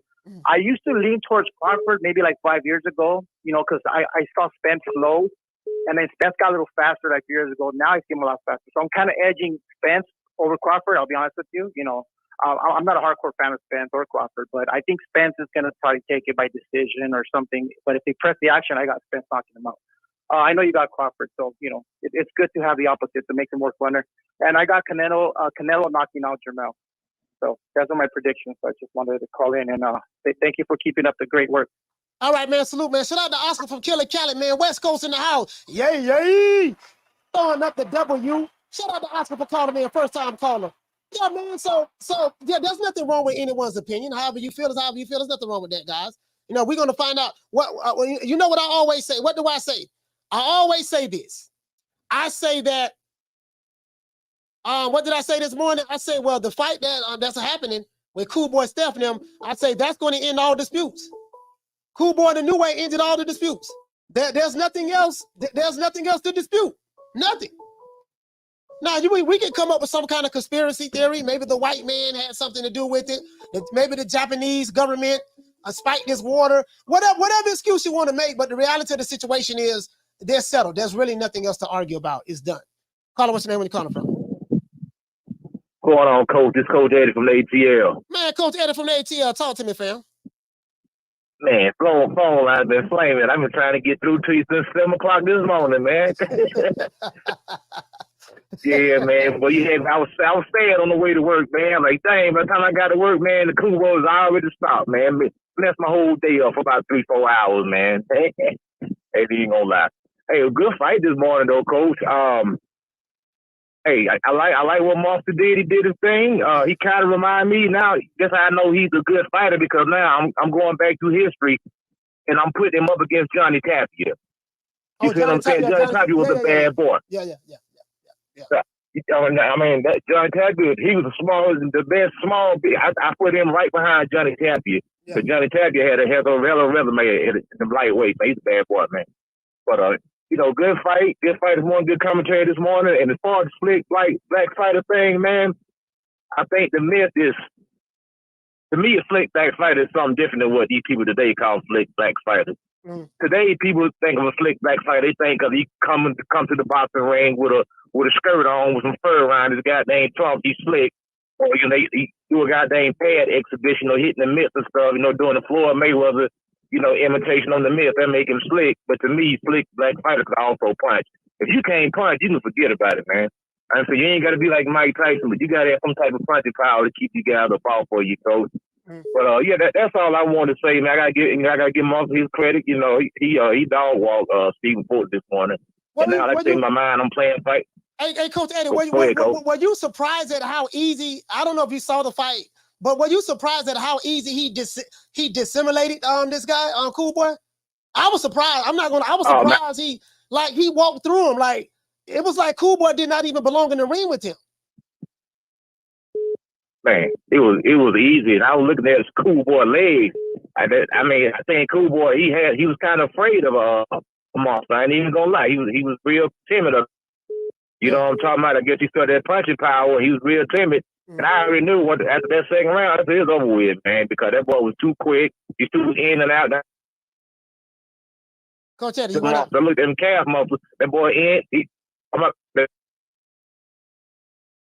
Hello? Yeah, I hear you now. Go ahead. Yeah, I looked at Inoue's legs are real good. He's got that real quick in and out movement and stuff, and he's real explosive. And I said, Cool Boy gonna have a hard time. I think Cool Boy knew what time it was when over. I think he just went and took the money, man. Yeah. Because he ain't had a chance in hell to beat that boy, man. Because that boy he tough this morning, man. All right, shout out to Coach Eddie, man. ATL, stand up, man. Salute, brother. Thank you for calling. Coach Eddie in the building, man. Bro, like, damn, bro. I'm like, man, it was like, bro, listen. Let's look at this knockout. Let's look at this knockout, dog. Let's look at this knockout. Man, he ain't have to do Cool Boy. He be, God damn, boy. Like, he got these dudes niggas explaining. Like, listen, when I saw that video, of what they call the dude, Crack Paul, he's clearly on something. When I saw the video of Crack Paul trying to nigga explain, Carter, what's the name you calling from? What's good, Coach? It's Hachirama from PG County, Maryland. Hachirama, PG County, talk to me. Yes, sir. Yes, sir. So today was an absolute field day. I absolutely loved it. I want to say first and foremost, thank you, Coach, for making the fight happen, because I know you work for the PBC, so I know you had something to do with this, and I greatly appreciate that, Coach. You're gonna get your money in the back end, whenever that comes. Yes, sir. I don't know. Actually, no. You don't have to get your money in the back end, because this wasn't a PBC broadcast. So you're gonna get the money up front, Coach. There you go. Anyway, besides that, like there's a lot of people already shitting on Scooter. I don't know why, considering this man, he's with no one saying he fought one of the top dogs, and I think he deserves praise. I don't think that obviously you're not always gonna win the big ones, right? That's just the point. Saying that to say all this though, I don't know exactly where he's gonna go from here, because he doesn't really have a lot of power, and if he goes up to 126, he's gonna get all the way fucked up. So I don't know. Like he's kind of in a in a weird spot. But like I said, I did enjoy the field day today. You were roasting the Wakandite. I absolutely love that. Today was just an appetizer for what's coming Saturday night. I am betting the house on Crawford, and hopefully we can take some Wakandite money. Or if not, they can pay us in that medal they got. What you call it? What's it called? Whatever that medal is. You know what I'm saying. But anyway, Coach. So you talking about vibranium? Talking about vibranium? Yeah. They can pay me vibranium if they ain't got no money, because they probably don't anyway. All right. So, all right, Coach. Have a good one. Shout out to Hachirama, PG County.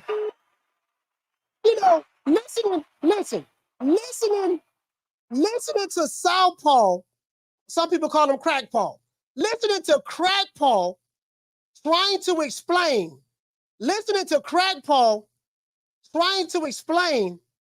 what happened to Cool Boy Steph.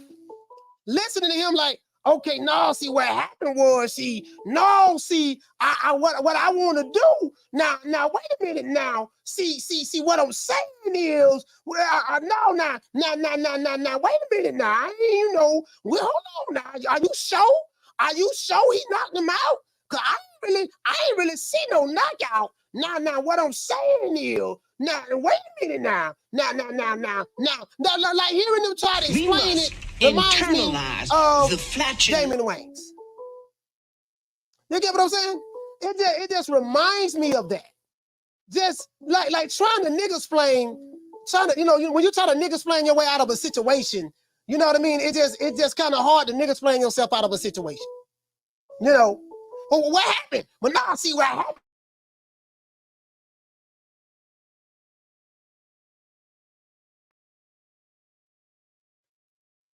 Sorry about that, guys. My mic went out. He went to Japan, right? Okay. And what happened? He got on flight 80. Okay, he went to Japan, he got on flight 80. Yeah, and see what it was, the Japanese were trying to cheat the brother man by having illegal hand wraps. Okay, tried to cheat the brother man, got on flight 80, went to Japan, illegal hand wraps. Yeah, but see what it was, what they did was they caught him with the hand wraps. But then what they did was, they got Vegeta over there. Come to find out, Inoue the monster is really Vegeta on Dragon Ball Z. He turned Super Saiyan. When he turned to a Super Saiyan, the Super Saiyan powers come from the melatonin that comes, from Wakanda. And what was he wasn't when Cool Boy tried to power up, he couldn't because he was fighting Vegeta, and Vegeta turned into a Super Saiyan. Carter, what's the name of the calling from? Hey, this is Swat Jones from Fort Worth, Coach. Swat from Fort Worth, talk to me, man. You got me dying, Doc. hey, man, and I ain't gonna lie. As soon as what you said earlier, you heard that Tony. As soon as he went down, man, I thought of your clip. from Adrian Bonner. I did this for the hood. You know I beat that boy. No, you didn't, bro. No, you did. Yo, I wanted to stay up for your live, man. I had to go to sleep because I get up early. But man, I think, hey, big up to both of them though, on the real.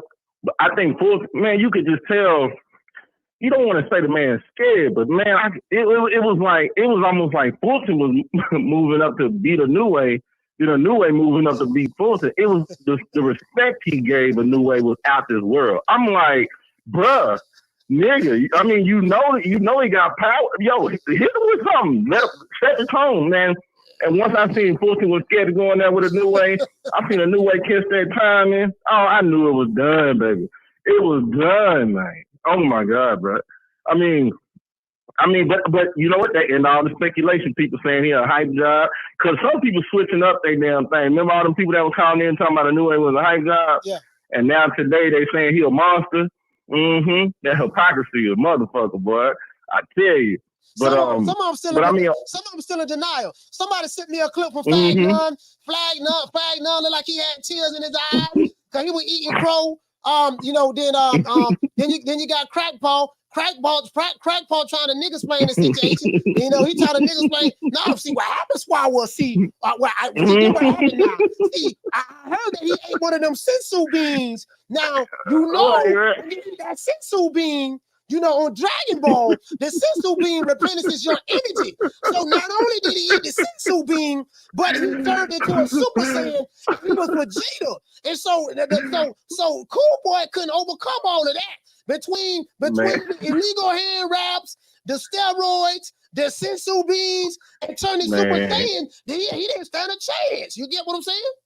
Man. And you know what I'm saying? And you know what and it's all speculation. This is just my opinion. I think he pissed Inoue off with that hand wrap shit. I'm not saying that they shouldn't have I'm not saying that they shouldn't have looked at it. But and I've been to Japan, and not to say that everybody ain't got their flaws, but Japan take that shit seriously. Like when you go against their character, when you go against some shit like that, they really do. I mean, they really do. And the thing is, I think that Inoue already came in the fight thinking he could win. But I think it just put him over the top. Like the man wanted to go out there and beat him down. And I think that with Fulton, when he came in and when he came in and gave Inoue that respect and didn't want to go, I didn't see no jabs. I didn't see nothing from Fulton. I'm like, yo, man, make the man know that he coming up. Even if you can't knock him out, man, just put some pressure on the motherfucker. But with Inoue, once Inoue knew he wasn't gonna come in at him like that, all that slick black fighter shit in his mind went out the window. He just became another fighter at that point. And Inoue went in and got him out of there. And that's what the man's supposed to do. All right, shout out to SWAT Jones, man. Fort Worth, Texas. Salute, fam. Man, peace, man. Yes, sir. Hey, bro, listen, man. So, the question I have for a lot of you guys is this. I've been hearing about the slick black fighter, one. That's a term that's overly used because just because you black don't mean that you're slick, right? That's a term that's overly used. I think when people talk about slick black fighters, they're looking at fighters of the past. The fighters of today, they don't possess the skill set that those guys of the past who were slick black fighters had, right? But everybody has their own different definition and interpretation of what a slick black fighter is. So, we have a guy from Japan that overwhelmed Cool Boy. Like he beat him like he was a scrub. Just because you black don't mean you're a slick black fighter. Like he beat him like he was a scrub. There's some dudes on suicide watch right now. But don't worry, Saturday night, one thing I'm gonna damn near guarantee you, y'all say this video. Saturday night, they jumping off the cliff Saturday night. True. Caller, what's your name when you're calling from? Hey, Slim, what's good with you? Ron, talk to me, fam. Man, have the belt, have the shoestrings, put them in padded rooms and for them. They put them in a padded room with just the adult pins on them. That's all they need. Butt naked with the adult pins. Because at the end of it's about to be a sad day after the fish fry. But yeah, I just wanted to touch on my young Philly bull laying an egg, man. It's all good, Slim. But I mean, I did not expect that. I'm gonna be quite real with you. I did not expect a stoppage. I thought if Fulton lost this fight, it was gonna be by split decision or majority decision. I put my bread on him, and it had nothing to do. You know, I like Inoue. I ain't never hate on Inoue. I never said he was a hype job. I always said he was as good as advertised. It's just that I just believe it's weight classes for a reason. I thought Fulton being the king of that weight class would surprise a lot of people. He didn't. Shit happens, you know. So, but I'm man, my shit was flooded with all these Reggie fans on my shit. Like they talking about now, they mad. Inoue beat motherfucking Fulton so bad. Now they want blood with Reggie Davis. Reggie need to go get that blood back. Get it in blood. This is sad. So this is the thing that get me. So Inoue, the guy started at 108 pounds, something of that sort. Right. And now this is his fourth weight division, 4-division world champion. He's unified. He's the former undisputed champion at his previous weight division. He's going to fight. His next fight is going to be for undisputed. They want this guy to do things that they don't require of Tank Davis. Yeah. What I tell you, they ain't real. How many years I've been telling you, motherfuckers ain't real, man. They not real. They not real. Like I'm a real one. Everybody knew. I bet on. I put bread on Fulton. Hey, and I ain't have to tell Inoue he's a hype job. I just said I just put my bread on Fulton. It was simple as that. I ain't devalue Inoue. I always knew he was a beast. He's number 2, and he is number 1 pound for pound. That shit right now. He's number 1 pound for pound. That shouldn't be a debate. Anybody debating that, I ain't trying here. I don't take him serious. I'm dead ass serious, man. I just don't take him serious. Inoue is number 1 pound for pound, but man, it's sad, man. But like I said, we just hiding the belts. Just make sure we hide the belts from them. Hide the shoestrings. Hit the room up. Hold on, Rod. We got to keep them away from the windows. They can't be by. We got to pad the room. Away from put the fiberglass the windows, all that shit, because it's over. It's over, Slub. But that's all I got for you, Mo. Be safe out there, Rob man. Boy DC said that. Rob Boy be getting a whole lot of threats too. They be threatening my dog, Rob Boy friend. They be threatening Rob Boy. God damn, Rob Boy might be the only dude that's more hated than me. Ain't nobody more hated than me, but I think I'm a close second to Rob Boy friends. Shout out to Juan Carlo. Dropping that quarter of a dub on your boy. He said Inoue bit Fulton. I guess you're trying to say beat Fulton like he had something to do with Hiroshima. Hey, that's sad. But RIP to the people from Hiroshima, man. Shout out to Mr. Calderon. Dropping that quarter of a dub on your boy. He said, good day for boxing today. I'm glad most people are praising Inoue. He said, I know he has haters, but they just crusties. Bro, like the haters came out of the woodwork for Inoue. Like, they didn't even talk about this guy, and now they just came out of the woodwork. Shout out to JRG. Shout out to JRG.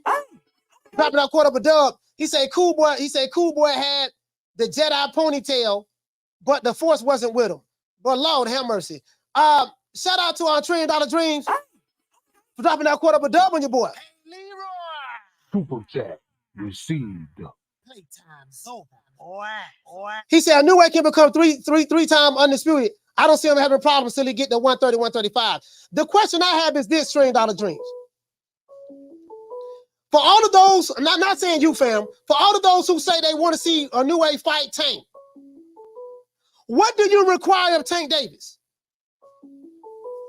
If you want to see Inoue move up from 108 to 135, do you require Tank Davis to do the exact same thing?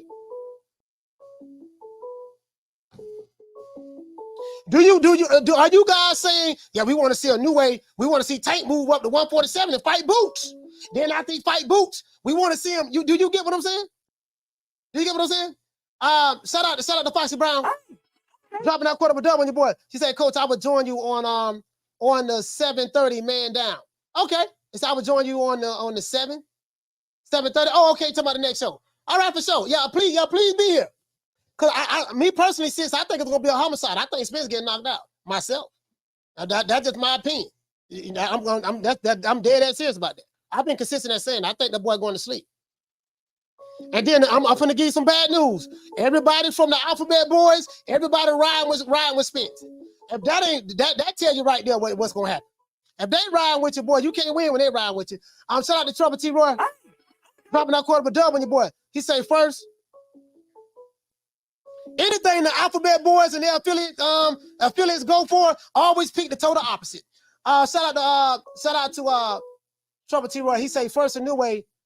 Caller, hold on. He said first Inoue, next it'll be Spence. There will be some unexpected floods caused by Spence fanboys' tears. I rented a boat this weekend, but by stoppage. Salute to Trouble T. Roy. Salute to you, fam.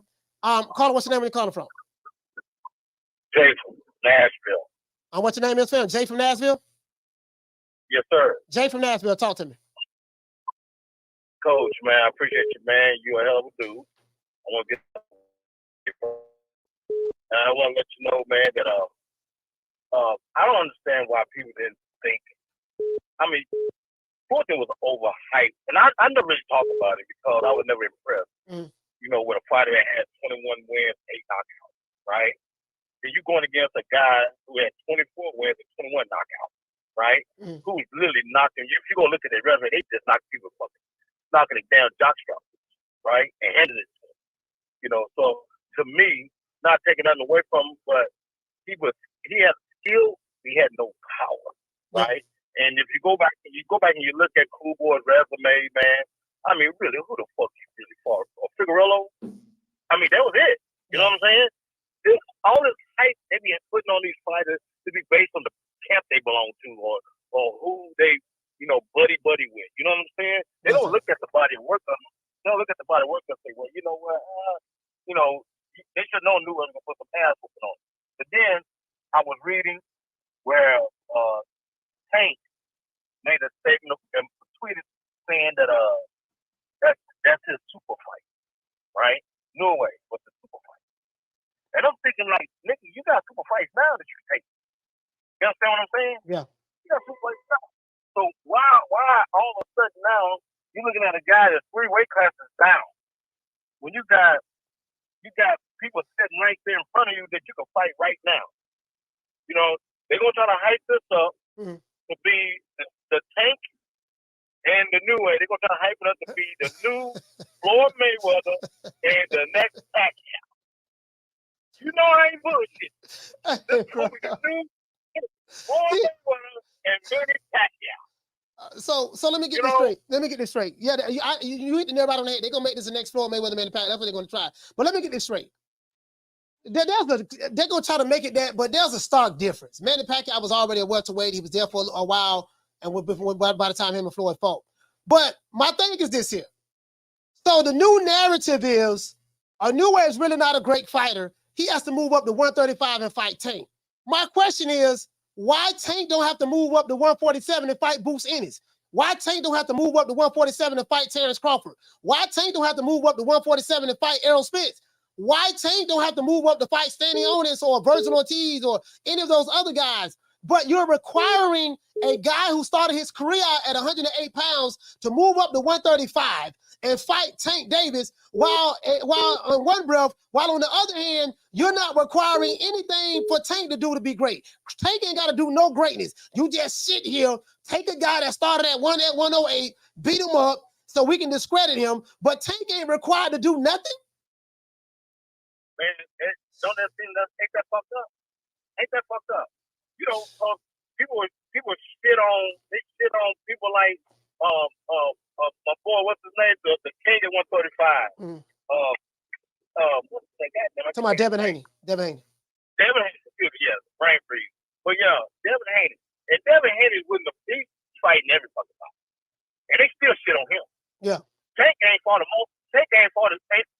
fucking soul. To me, in the last several fights, some of the fights that Tank has had is motherfucking Big Boy Crew. Big Boy Crew. That's that fight he had 5 fights. And I'm gonna say this, I'm gonna let you go. They keep talking about going back and taking that fight against Big Boy again. I'm gonna say this, Coach, if you may disagree with me, but he better stay away from that boy. Let's go away from that boy, because that boy fuck around with Tank ass. I don't give a damn what people say. You fuck around with Tank ass. If we take that boy too lightly, start looking down here and fight the motherfuckers in front of him. Fight somebody. Goddamn with a name. Fight somebody. But yeah, Coach, that's my time, man. And yeah, man. Hey, I had never been impressed with Cool Boy at all. I didn't think so. And then Saturday night, goddammit, they really gonna fuck up when damn Crawford put them paws on Spence, goddammit, because he gonna put the paws on. That boy mad. Yeah, his mama birthday too. It's on his mama's birthday. I talked to Miss Deborah. I was at his house Well, at the mother's house, I talked to Miss Deborah, and she said the only thing I want for my birthday is them belts. She said, Wait a minute, that's his mama's birthday? Yeah, July 29th. His mama's birthday Saturday. Oh, man, okay. Okay. Now, yeah. Shout out to Jay from Nashville, man. Salute to you, fam. Thank you for calling the show, bro. Yeah. Shout out to Trouble T-Roy. Dropping that quarter of a dub on your boy. He say, sadly, there is a sad soul on this sad earth still saying they have Tank above Inoue on the pound for pound list. Bro, like, the reason why the guy who called the show and said he have Devin Haney, Anthony Joshua, Tank Davis, Tyson Fury, Alexander Usyk, Deontay Wilder, Errol Spence, and Terrence Crawford over Inoue as #1 pound for pound. He said he have all of those guys over him. I didn't even argue with him. I just said, because pound for pound is subjective to the individual. So since pound for pound is subjective to the individual, I'm never going to argue with someone's pound for pound list. I totally disagree with it, but that's what the brother said he feel, then so be it. Caller, what's your name when you calling from? It's Mayo from the show. Mayo from the side, talk to me. Hey man, Coach, that was a one-sided fight, man. I picked Inoue to win, and I did pick him by stoppage, but I didn't think it was gonna happen like that. I didn't think he was gonna be winning every round. Like, he made Fulton look like a sparring partner. That looked like some sparring shit. Like, and real great fighters do that to people. You know what I mean? You look at people with KO ratios, and it's like, all right, this guy got this many knockouts, this guy got that many knockouts, but who you knocks out matter. This dude, Inoue, has been knocking out champions. And he's one of only 4 people in this generation that got like generational power. You know, you got Inoue, you got Tank, you got Better Be, you got Wilder. Like, it's people with power, and then it's people who power like is crazy, generational type power. Yeah. And I don't think you're gonna have any problems with this dude moving up in weight class and his power not carrying over. Like, what he does to guys is like crazy. He destroys people, man. Yeah, Destroys people. And I gotta give Fulton big credit for taking the fight, having the willingness to fight the best, because they were trying to set him up with Figueroa for like a rematch. You know, he fucking was like, fuck that, man. I'm gonna go over there and fight Inoue, and he did it. So even though he took that loss today, still get this guy respect, because he's on a lot of people's pound for pound list, like on the lower end of people's pound for pound list. But a lot of people, he's just like a pound for pound fighter. Let me ask you this, unified champ. Mayo. Let me ask you this before I let you go. Prior to the fight, a lot of guys were saying, a lot of those guys, pro Alphabet boys and their affiliates, they were saying that Inoue the Monster was a hype job. He ain't fought nobody. He was a hype job. So my question is this: if Inoue the Monster, the quote unquote hype job, knocked out Cool Boy Steph, what does that make Cool Boy Steph? I don't think it make Cool Boy Steph like a hype job. I think Cool Boy Steph is a really good fighter, and I still think he can have a fantastic career after this.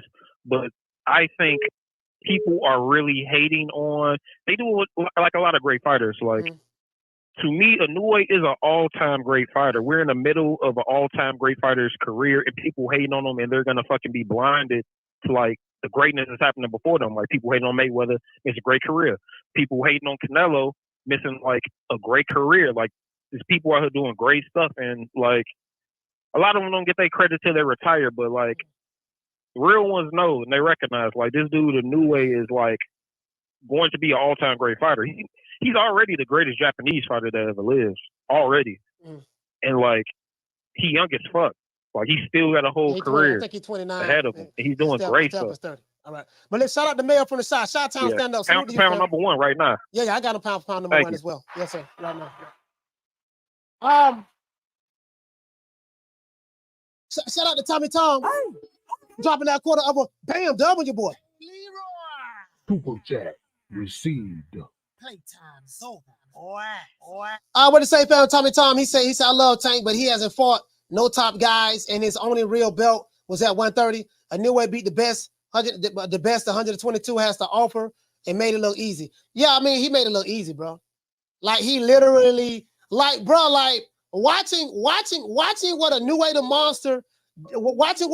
Monster did to Cool Boy Steph Watch what Inoue did to Cool Boy Steph. Kind of reminded me of play niggas gonna come bring your ass over here, nigga. This what I'm gonna do to you. Oh Lord, him. Oh, I just kicked Wakanda in the face. Oh, hit him in the stomach. Oh Lord, kick him, slap him, kick him, kick him, kick him, kick him again. Oh Lord, I'm beating Wakanda ass. What you gonna do, Wakanda? You want some more? Oh Lord, Hammers, go up on him, bam, catch him in the neck. Ah, Lord, Wakanda is dead.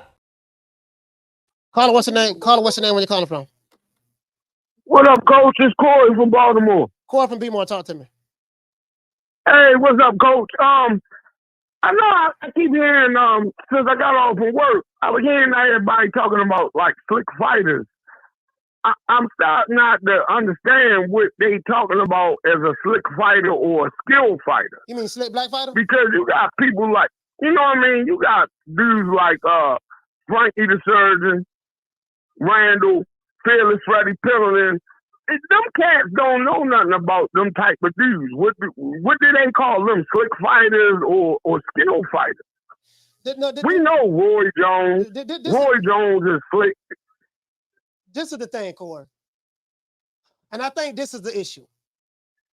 You have traditional boxing fans like yourself and myself, but then you have what's going on the internet. You have the social media boxing fans. These guys came in around the time when Floyd Mayweather was ending his career, and when he fought Canelo and stuff like that. When he was money made after he fought Canelo, and these guys really don't know anything about the sport of boxing. So they make these straw man arguments based on everything that has nothing to do with boxing. If you ask them a boxing question, they can't answer it. They get mad. They get upset. They start threatening you. They call you names. And so me, like someone like me, I like to just play the game with them, because I enjoy the banter. I'm very good at talking trash. I'm very good at making people who hate me watch me every day, helping my channel grow. So I manipulate these guys, but it's very, very easy. These guys are not boxing fans. They are race hustlers. They have race fans. They are, they have a lot of hatred in their heart for anything that don't look like them, and they have hatred in their heart for other things that do look like them that doesn't fit their narrative. So this is what's prevalent online today. I'm talking about white boxing fans, Hispanic boxing fans, and black boxing fans. Yes, sir. This is what's going on. So they like to project their own, all three groups, they like to project their own racism and hatred and bigotry on other boxers, on other fighters, and other fan bases. And they make straw man arguments based on their projection, which has nothing to do with boxing at all. I know. And sometimes it's frustrating when I'm listening to the show and I'm like, damn, do they know their boxing history? I want people to love boxing like we love boxing. Yeah. But I know we can't make them love it and learn the history of it. And it was a caller a little bit while ago, that nigga from Nashville, tell him to leave Tank name out of his mouth. The only person that can get away with that shit is D-Box. Leave Tank out your mouth. We know Tank said on that show, when the dude asked him, do you want to fight these fighters? Did you ever call their name? And Tank sat there and said, no. And the dude eyes got big. Yeah. We know Tank never called nobody out. So leave Tank alone. I love you, Coach. All right, have a good one, bro. Shout out to Corey for B-More. Salute, fam. So that's my thing, right? So my thing is, I don't have an issue with it. Whatever your racial hangups is, I don't have an issue with it. Be as racist or racial as you want to. I don't give a fuck. Coach don't care. I respect your honesty myself, but I just call a spade a spade. That's what it is. So it is what it is. I mean, I ain't tripping. It has no result on the fight itself. The fight settles all disputes. Right now, there should be no more disputes. Cool Boy got knocked out. Saturday, after Crawford and Spence fight each other, regardless of who you think going to win, that's going to settle all disputes. That's going to kill all of that. So, caller, what's your name? Where you calling from? This Kayvon calling from DC. Kayvon calling from DC. Talk to me. Man, I've been following your show for so long, man, and I'm gonna keep it real. I'm a Bulls fan, and I've been following this whole circus for like 4 years. But the one thing that I'm noticing right now is that I'm in DC. Spence got more fans than Bud in DC, so I feel like I'm by myself arguing with so many people all the time. But it's like the closer the fight gets, the more that they don't really want to fight. I felt like they never really wanted this fight, you know. And now it's here. It's like it's just amazing to just see how it's unfolding. And you know, on this by Monday, I just want to see how YouTube content is gonna look for all the Bud prospects. YouTube. I just want to see how it's gonna look. I know it's probably irrelevant to say now, but I just want to see how it's gonna look. That's all, man. That's what I wanted to call in and say, man. But I rock with you. I follow the show. You know what I'm saying? I'm every morning with you, man. Starbucks in my hand, making my ride. And you know what I'm saying? I appreciate that, man. I've been waiting for this moment, man. I appreciate that, fam. Shout out to K-Von, DC stand up, man. Salute, fam. Thank you for calling the show, my brother. First time calling. Give him a round of applause. Yeah, man. I mean, it is what it is. See, me, one thing about Coach Malachi, I like to dispel of the narratives and the myths. That's what I do over here. And I had this one guy call. He said, "Man, you do the same thing them other dudes, but on the opposite end." So my question is this: so it's cool when they do it. It's a problem when I do it. Fuck them. So when they do it, it's cool. But when Coach do it, it's the problem. You get what I'm saying? You can't make this up. True. Shout out to my dog, man, Smith and West. Smith and West, man, I ain't seen you in a minute, my brother. That's my main man from Detroit. Smith and West from Detroit. Salute to you, fam. Shout out to Smith and West, man. Caller, what's your name? You calling from? Hey, Coach. This is the boxing scientist from Killer Cali, man. Boxing scientist. Hold on. Let me get this super chat out of the way. Shout out to $1 Trillion Dreams. Yeah. Dropping that quarter of a dub on your boy. He said, wasn't nobody overhyped. Fulton is a good fighter. Inoue watched him. That just shows you how good Inoue is or how great Inoue is. I totally agree with that. But what I'm doing is, see, one thing about me, $1 Trillion Dreams, I ask loaded questions. If you know anything about me, I'm very, very sarcastic. I have a master's degree in sarcasm. So 9 times out of 10, my shows are mostly sarcastic. I like to take narratives and put them in your face just to show you how stupid that shit is. But yeah, but if Inoue was a hype job, then that means Fulton and Fulton was the slick black fighter, superior fighter, the bigger guy with the longer arm reach. Well, he just got beat and watched by a hype job. So maybe Fulton was the hype job, and maybe Inoue was better than a lot of these guys said he was. And I'm not saying Fulton is a hype job, but I'm playing devil's advocate. I'm arguing what you call both sides of the coin. To show the guys who believe Inoue was a hype job, to show them how stupid they is. Go ahead, fam. Boxing scientist from Cali, talk to me. Yeah, facts, Coach. Facts. That was fire. I agree 100%. Man, you're not gonna believe this. This is my 13th attempt to call in, man. That's how hot the phone lines are. Congrats on the growth of your channel, man. And yeah, we need more channels like this to spread, debunk these narratives, man, because that one caller who called in and said he had Tank on his pound for pound list, but he didn't have Inoue, he openly admitted he had never heard of Inoue. I mean, that was very telling. That's how you know these LDBC channels, they're fooling these casuals, right? And so they don't know about these foreign fighters, these guys in the UK, these guys in Japan, these guys in Mexico. They never heard of these guys. So yeah, keep doing your thing, man. You're spreading the knowledge out there. And he even said he wanted to see a rematch. Like, what the hell is that about? Why would you, if you're a Fulton fan, why would you want to see him get fucked up again? Like, that's not a real fan. There's no, if anything, he needs to run it back with Figueroa. That's the rematch I would like to see, because that was a really close fight. A lot of people thought Figueroa got robbed. So run it back with him, if anything. Yeah, and my original prediction was Inoue by decision. Go ahead. Yeah, my original prediction was Inoue by decision, but I think where Fulton messed up is he pissed them off with those hand wrap accusations. That pissed him off, and you could tell by the look in his eye at when they had the face off and shit. That's when I changed my prediction. I was like, nah, this guy's gonna knock him out now. And yeah, I just want to remind the boxing historian, hey, we got an $80 bet. I got Spence winning this Saturday. Don't duck me, man. Thanks for having me, Coach. All right, shout out to Boxing Sciences from Cali. Salute, fam. Yeah, I mean, bro, like it just I like to point out the double standards and the hypocrisies. Like, you want certain fighters to do certain things that you don't require of the fighter that you're capping for. And I just don't get it. You want certain fighters to do certain things that So let me get this straight. You want a new way to fight. You want a new way to fight King Kong, but you want the other fighter in another weight division to fight Papa Smurf. You want Inoue to fight Godzilla, but you want another fighter in another division who you want him to fight. You want him to fight Smurfette.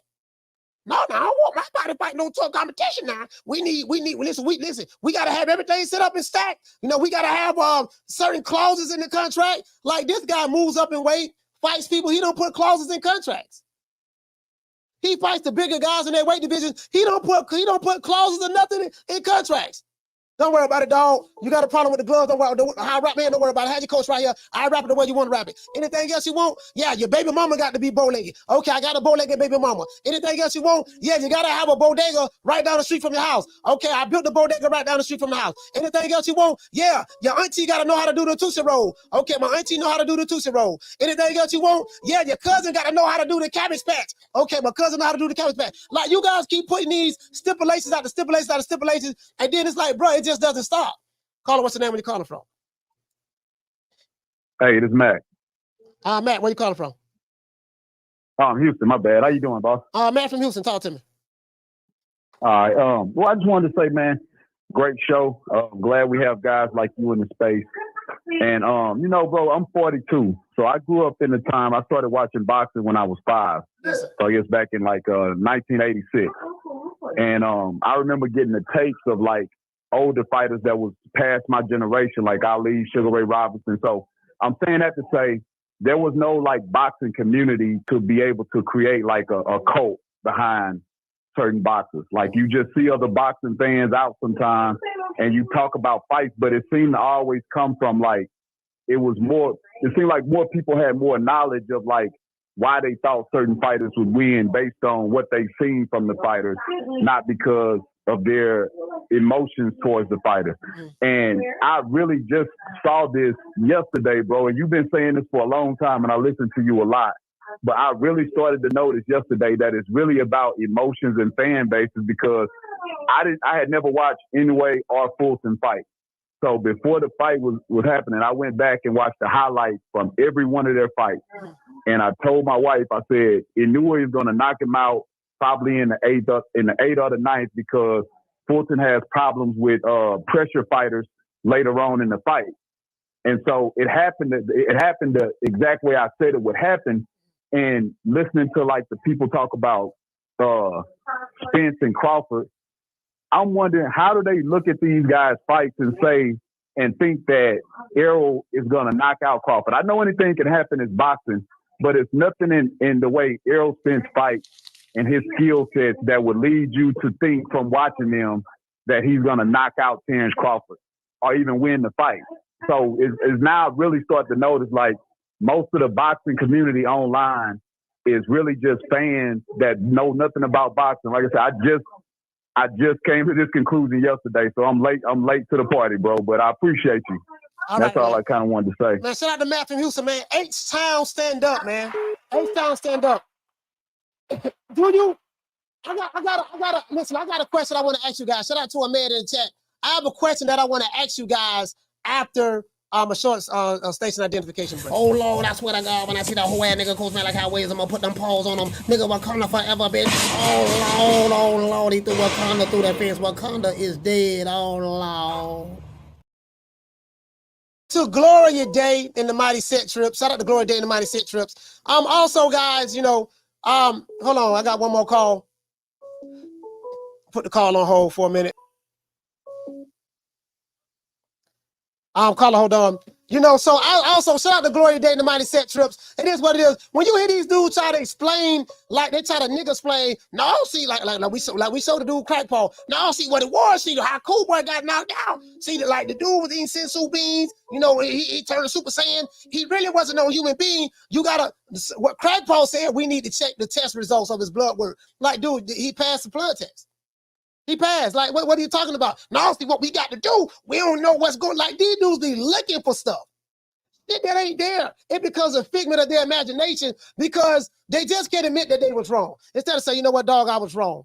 I was wrong, and I was wrong in what I said, how I predicted it. I was dead wrong. I didn't know what the hell I was talking about. Instead of just coming out and admitting that, I told you, people who participate in the Victim Olympics, they always have to find a way to make the result fit their narrative.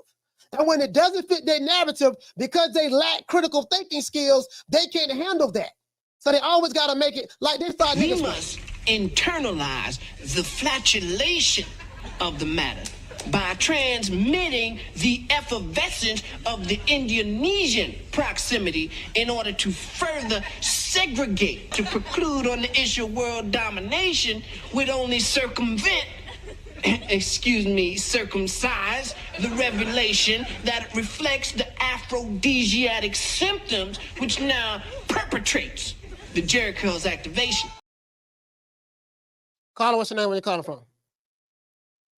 Coach is Cam out of Omaha, man. One love. Man, Cam from Omaha. Killer Cam, talk to me, fam. Coach, we have got to collectivize. I don't know what's going on. There has been breaking news that Inoue's blood test has come in. He is from the planet Vegeta. He is half Super Saiyan. He is not of this earth. He is in the world, but not of this world. We must collectivize. We got to rally all the troops. You got to call Dr. Umar from Philly. Yeah. We must collectivize, Coach, because Inoue is the slick black fighter now. So since he is the slick black fighter, what are we to do, my brother? I don't know. Who do we call? Do we call Al Sharpton? Who do we call, Coach? I got a long list. We're gonna call Black Lives Matter first. I think we need to get them together because there's a couple of cities that we need to burn down in the name of racism and white supremacy. Even though Cool Boy got beat by a Japanese guy, I think so. That's call them first. Call Patrice Cullors. I think she is the leader of the Marxist group Black Lives Matter. So we're gonna call her organization. Then we're gonna call Al Sharpton. Al Sharpton is very, very good at finding racism in this matter. I think we need to call Attorney Crump. Then I think we need to get in contact with the good Reverend Jesse Jackson, the good Reverend. Then I think we need to get in contact with Tariq Nasheed. Tariq Nasheed is very good at matters like this. Then we'll get in contact with the Prince of Pan-Africanism. Some people say he's the Prince of Pan-Pizza. I'm Dr. Umar Johnson. I think once we get all of those guys together, we'll be able to find something and rectify the situation. We must collectivize, Coach. We got to rally all the troops. We need all hands on deck, my brother. You got to make sure that you remain on code. Yes, we will continue to rest until this matter is rectified, my brother. Yes, sir. Shout out to Cam from Omaha, Nebraska, man. Salute to you, fam. Killer Cam in the building, man. Shout out to Gooch as well, man. And Sugar J. That is what it is. You know, so what hey, listen, what happened to the melatonin? Plead the fifth. Plead the fifth. 5, 1, 2, 3, 4, 5. Anything you say, 5. Go ahead, ask me a question, did you? 5.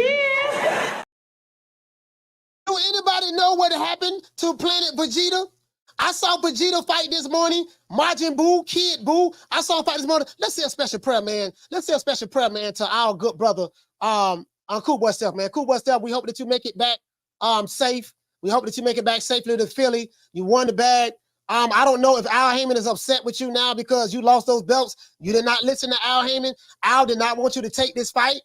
And you took it anyways. You took it for money. So instead of getting paid $500,000, $750,000, or $1 million to fight in the United States, you opted to go overseas and fight in Japan. And now that you lost the belts, I think Al doesn't like that. So I'm just hoping, man, I'm gonna say a special prayer and hope that you and Al Haymon are still on good terms after what just transpired this morning. And I want you to hold on to God's unchanging hand, because he helped Joshua fight the battle of Jericho. Yes, he helped Daniel get out the lion's den. He helped Gilligan get off the island. Lord. I mean, that's all I'm saying. That's all I'm saying. And if you are a tenderoni in the chat, shout out to my sister Bless. Shout out to Food Revolution, Jack Hernandez. If you are a tenderoni in the chat, and you looking, and guess what? You're a tenderoni in the chat. We got our good brother, Dr. Umar Johnson. If you are a hater, if you are hating on the coach for whatever apparent reason at all, if you're hating on the coach, I'm going to take your If I take your woman who never been out the United States a day in her life, if I take your woman who never been out the United States a day in her life, if I take your woman who never been out the United States a day in her life and take her with me, she spent a week in Africa with King Kong Alicious. She's going to spend a week in Africa with King Kong Alicious. Do you think she ever coming back home to you? Let's just be honest. If I take her on a ride with the prince, do you really think she coming back home to you? I'm going to drink to that. Next Negro who hate, I'm going to snatch your chick. I'm the type, you know, remember LL Cool J? I'm the type of guy that'll come into your house, see your baby mama,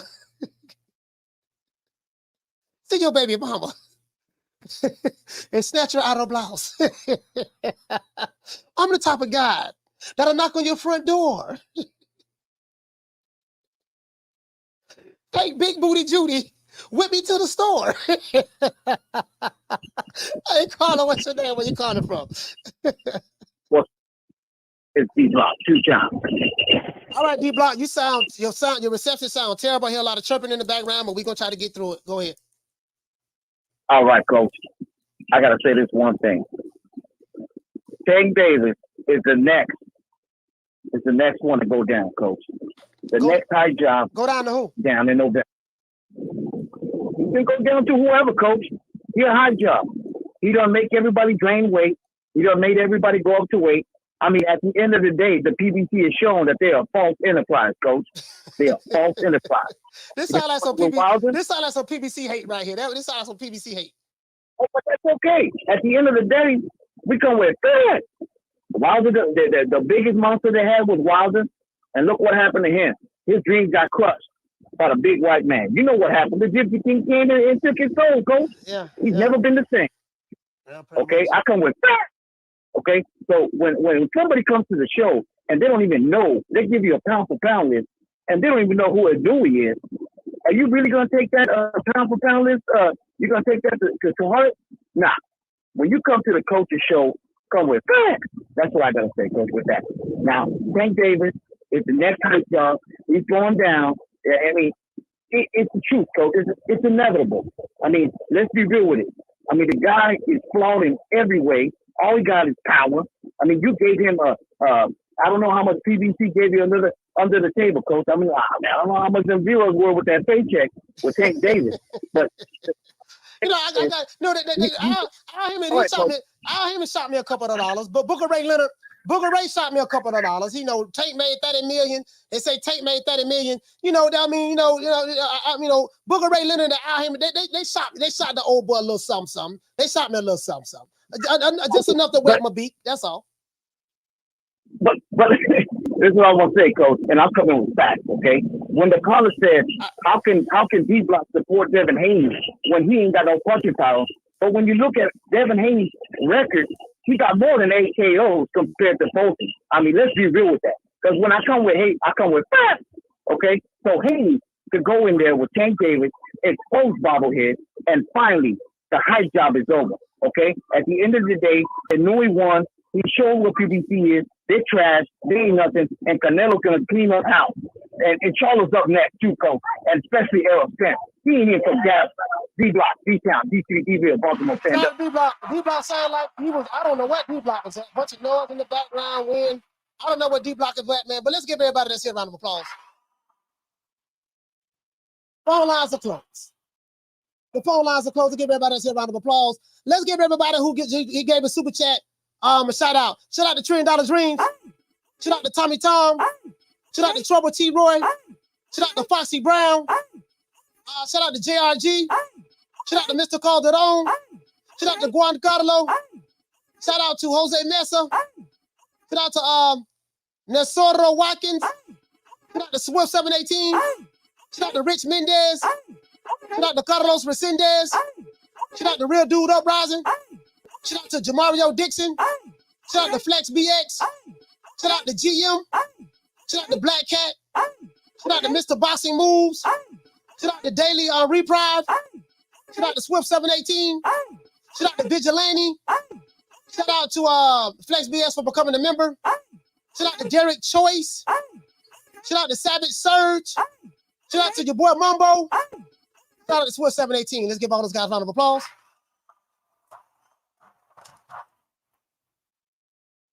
Let's give a shout out to all of the callers. Shout out to Fast from B-More. Shout out to T Skills from Jersey, Brick City. Shout out to Jamie from New York. Shout out to Max from New York. Shout out to Vinny Tulane from North Carolina. Shout out to Des Buchanan from Mobile, Alabama. Shout out to Cal from Jersey, Brick City. Shout out to D Block 2 times. Shout out to Blood Boxing from Gainesville. Shout out to please subscribe to my brother Blood Boxing channel, Blood Boxing and Retro Boxing and documentaries as well. He does very, very good documentaries. It's very, very good. Brother know his shit. Shout out to Marty from Old Town 2 times. Shout out to Chris from Miami. 305, born and raised in the county of Dade County, stand up. Shout out to Marco from the 714. Shout out to Dory from Cypress, Texas. Shout out to Jordan from Maryland. Shout out to Mason from Flint, Michigan. Shout out to Oscar from Killer Cali. Shout out to Coach Eddie from the ATL. Shout out to Hashirama from PG County. Man, we got a lot of calls today, dog. Shout out to Swat Jones from Fort Worth, Texas. Shout out to Ron Boy Fresh from DC. Shout out to Jay from Nashville. Shout out to Mayo from the Chi-Town. Shout out to Corey from B-More. Shout out to K Vaughn from DC. DC stand up. Shout out to the Boston scientists from Killer Cali. Shout out to Matt from Houston. And shout out to Kim Edwards, man, from Omaha, Nebraska. Let's give all of those guys a round of applause.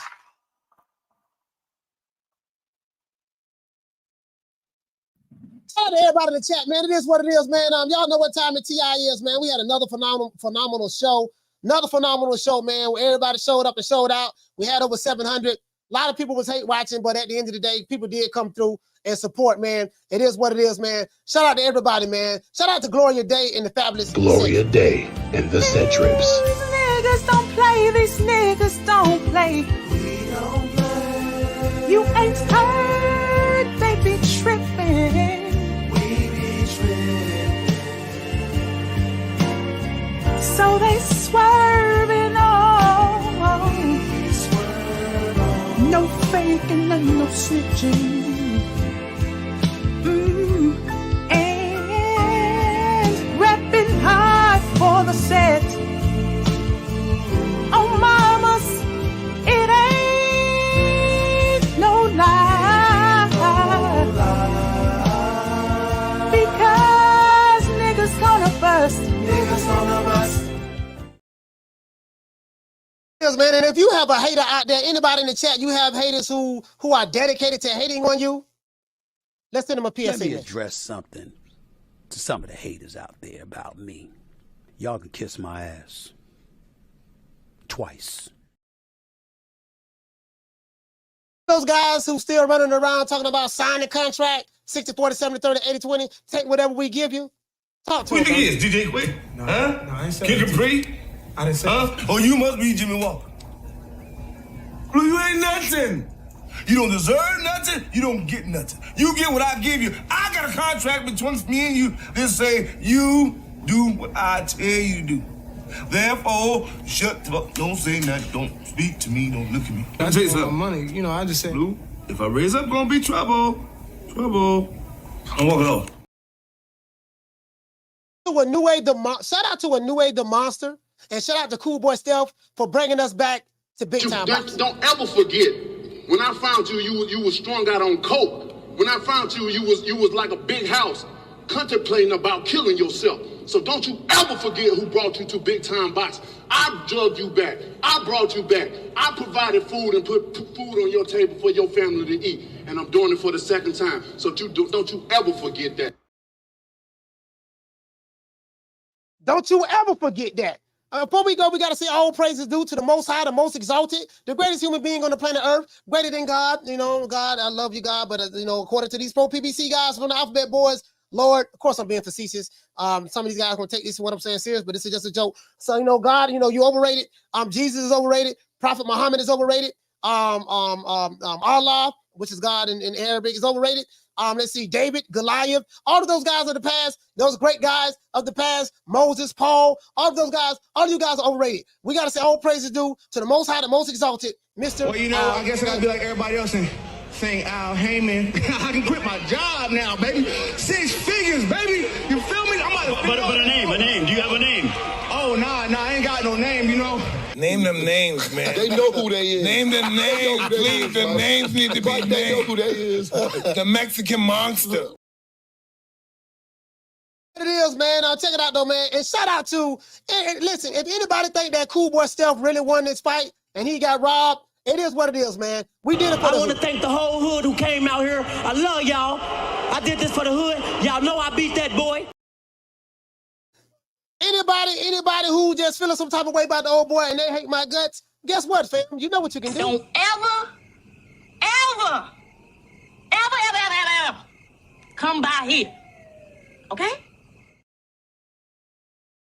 You know what I thought about Tony? Lay your head on my pillow. Yeah, baby. And just relax. Cause this left hook's for you. But that dog on a new way made a believe out of me. And shout out to all of the lovers out there. If you a lover, if you love Booger Ray Leonard, if you guys think that Booger Ray is one of the greatest promoters that ever walked the face of the earth, let's give a special shout out to Booger Ray Leonard and let him know how much we really appreciate it.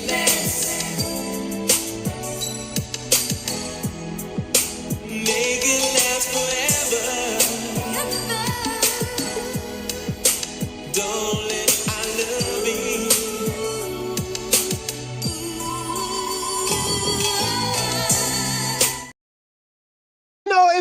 If you feel like that, there should be charges brought up on Inoue the Monster. I'm going to get in contact with the Joe Biden administration, Jim Crow Joe. Now you know Jim Crow Joe. He don't think too kindly. Motherfuckers look like me. He passed that dog on 94 crime bill. He went bullshitting. He wrote it. But anyway, if anybody think that we need to I need to get in contact with Jim Crow Joe and Kamala Harris to send some special forces to Japan to extract that secret weapon that they have called Inoue the Monster. If you want to see Inoue the Monster arrested and put in jail for what he did to Cool Boy Steph, y'all let me know about show. Sound like a bitch. Man, I ain't worried about jail. Shit, man, I don't give a damn about going to jail. Nigga, take me to jail. Take me to jail? Shit, lock me up. Lock me up. Throw away the key. Throw away the key. If you somebody from the land of Zamunda or Wakanda and you want to jump ship, you will not be allowed to jump ship today. You got to lay down the way. Sit your $5 ass down before I make change.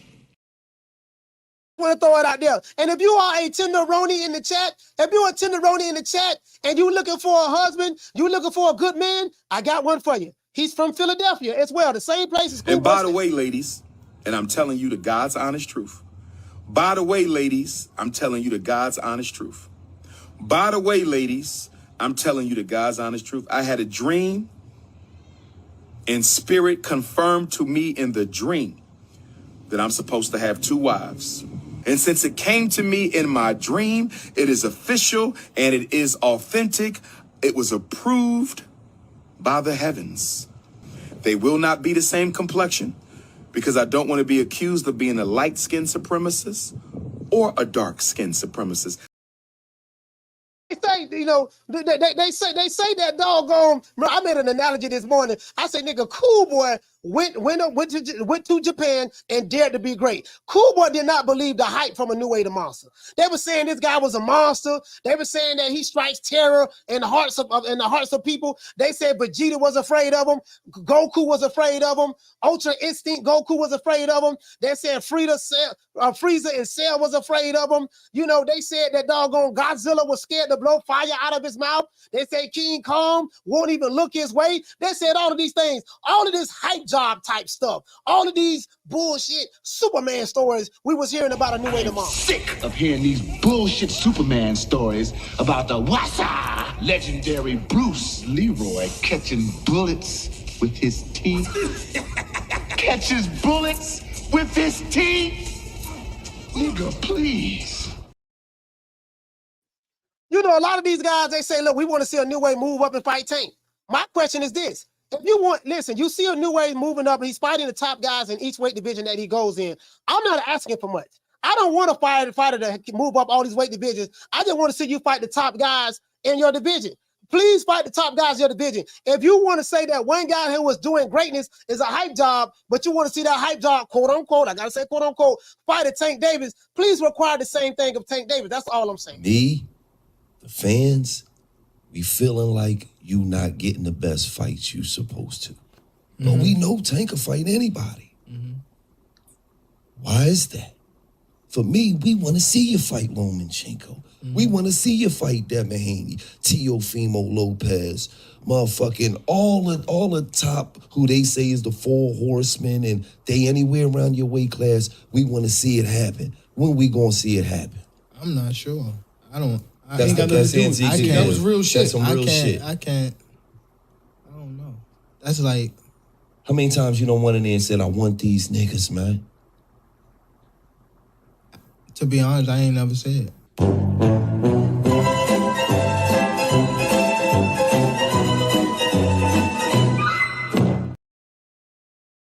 You know, like, you gotta go in there and say you want these niggas. Like, Inoue moved up to 122. He said, I want these niggas, man. Who you want? I want Cool Boy Steph. You don't want to have a tune-up fight? No, I don't want to have a tune-up fight. Wait a minute, man. Cool Boy Steph was a slick black fighter, man, from Philadelphia, man. Like, this dude ain't nothing to be playing with. He got some of the best footwork in America. You don't want a tune-up fight? Nah, I want these niggas, man. You want them? Like, are you sure? You know what I think? Now that I go back and look, I got to look at the fight again. I think that Inoue the monster, I think he hit Cool Boy Steph with the quarterback. I'm a chain belt in Kung Fu. Bruce Lee was my teacher. Watch this. What?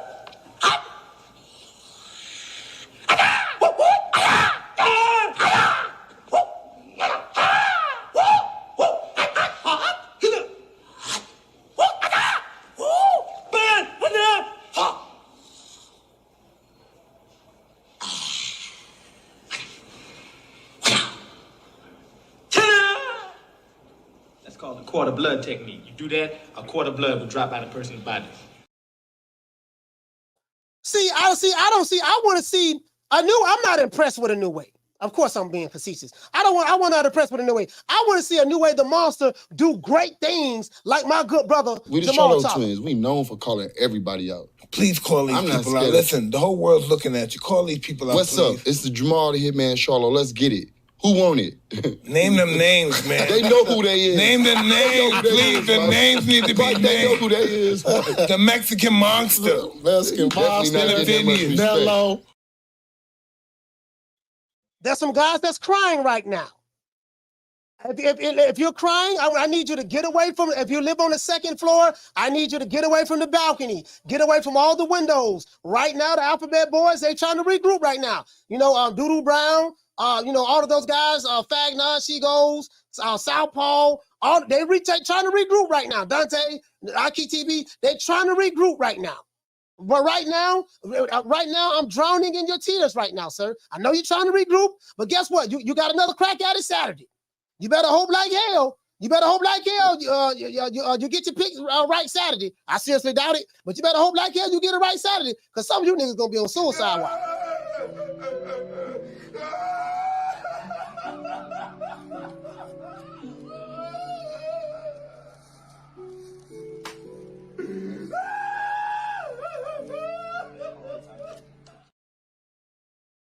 Shout out to Gloria Day and the family. Gloria Day and the Set Trips. These niggas don't play. These niggas don't play. We don't play. You ain't heard. They be tripping. We be tripping. So they swerving on. We swerve on. No faking and no switching.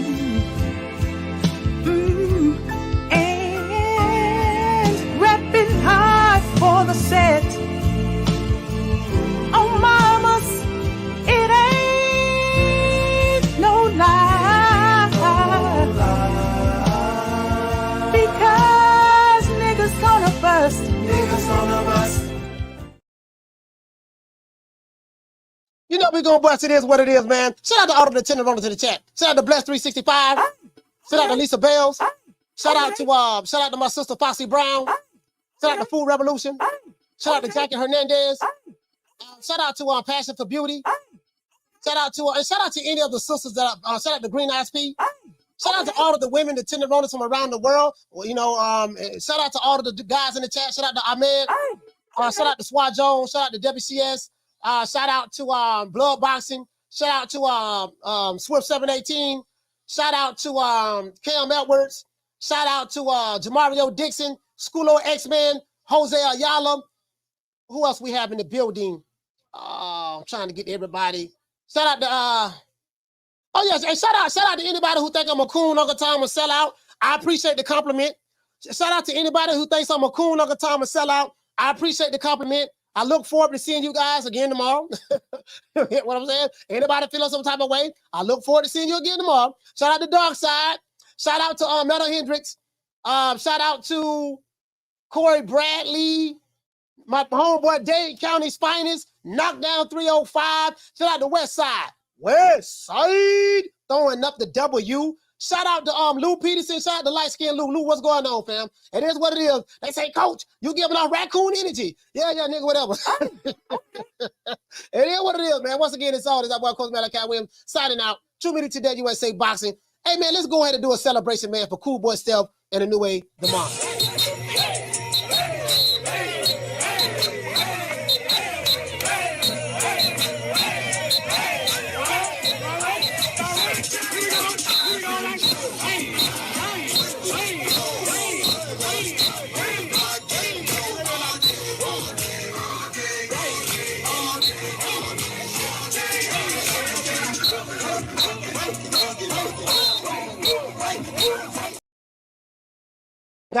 I have a new video dropping tomorrow, guys, and we doing a show tomorrow. So tomorrow gonna be a fire show. We talking about Crawford and Spence.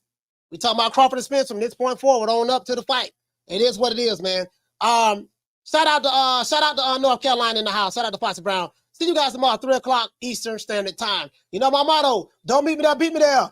Man, I'm out of here, bro. Let's go.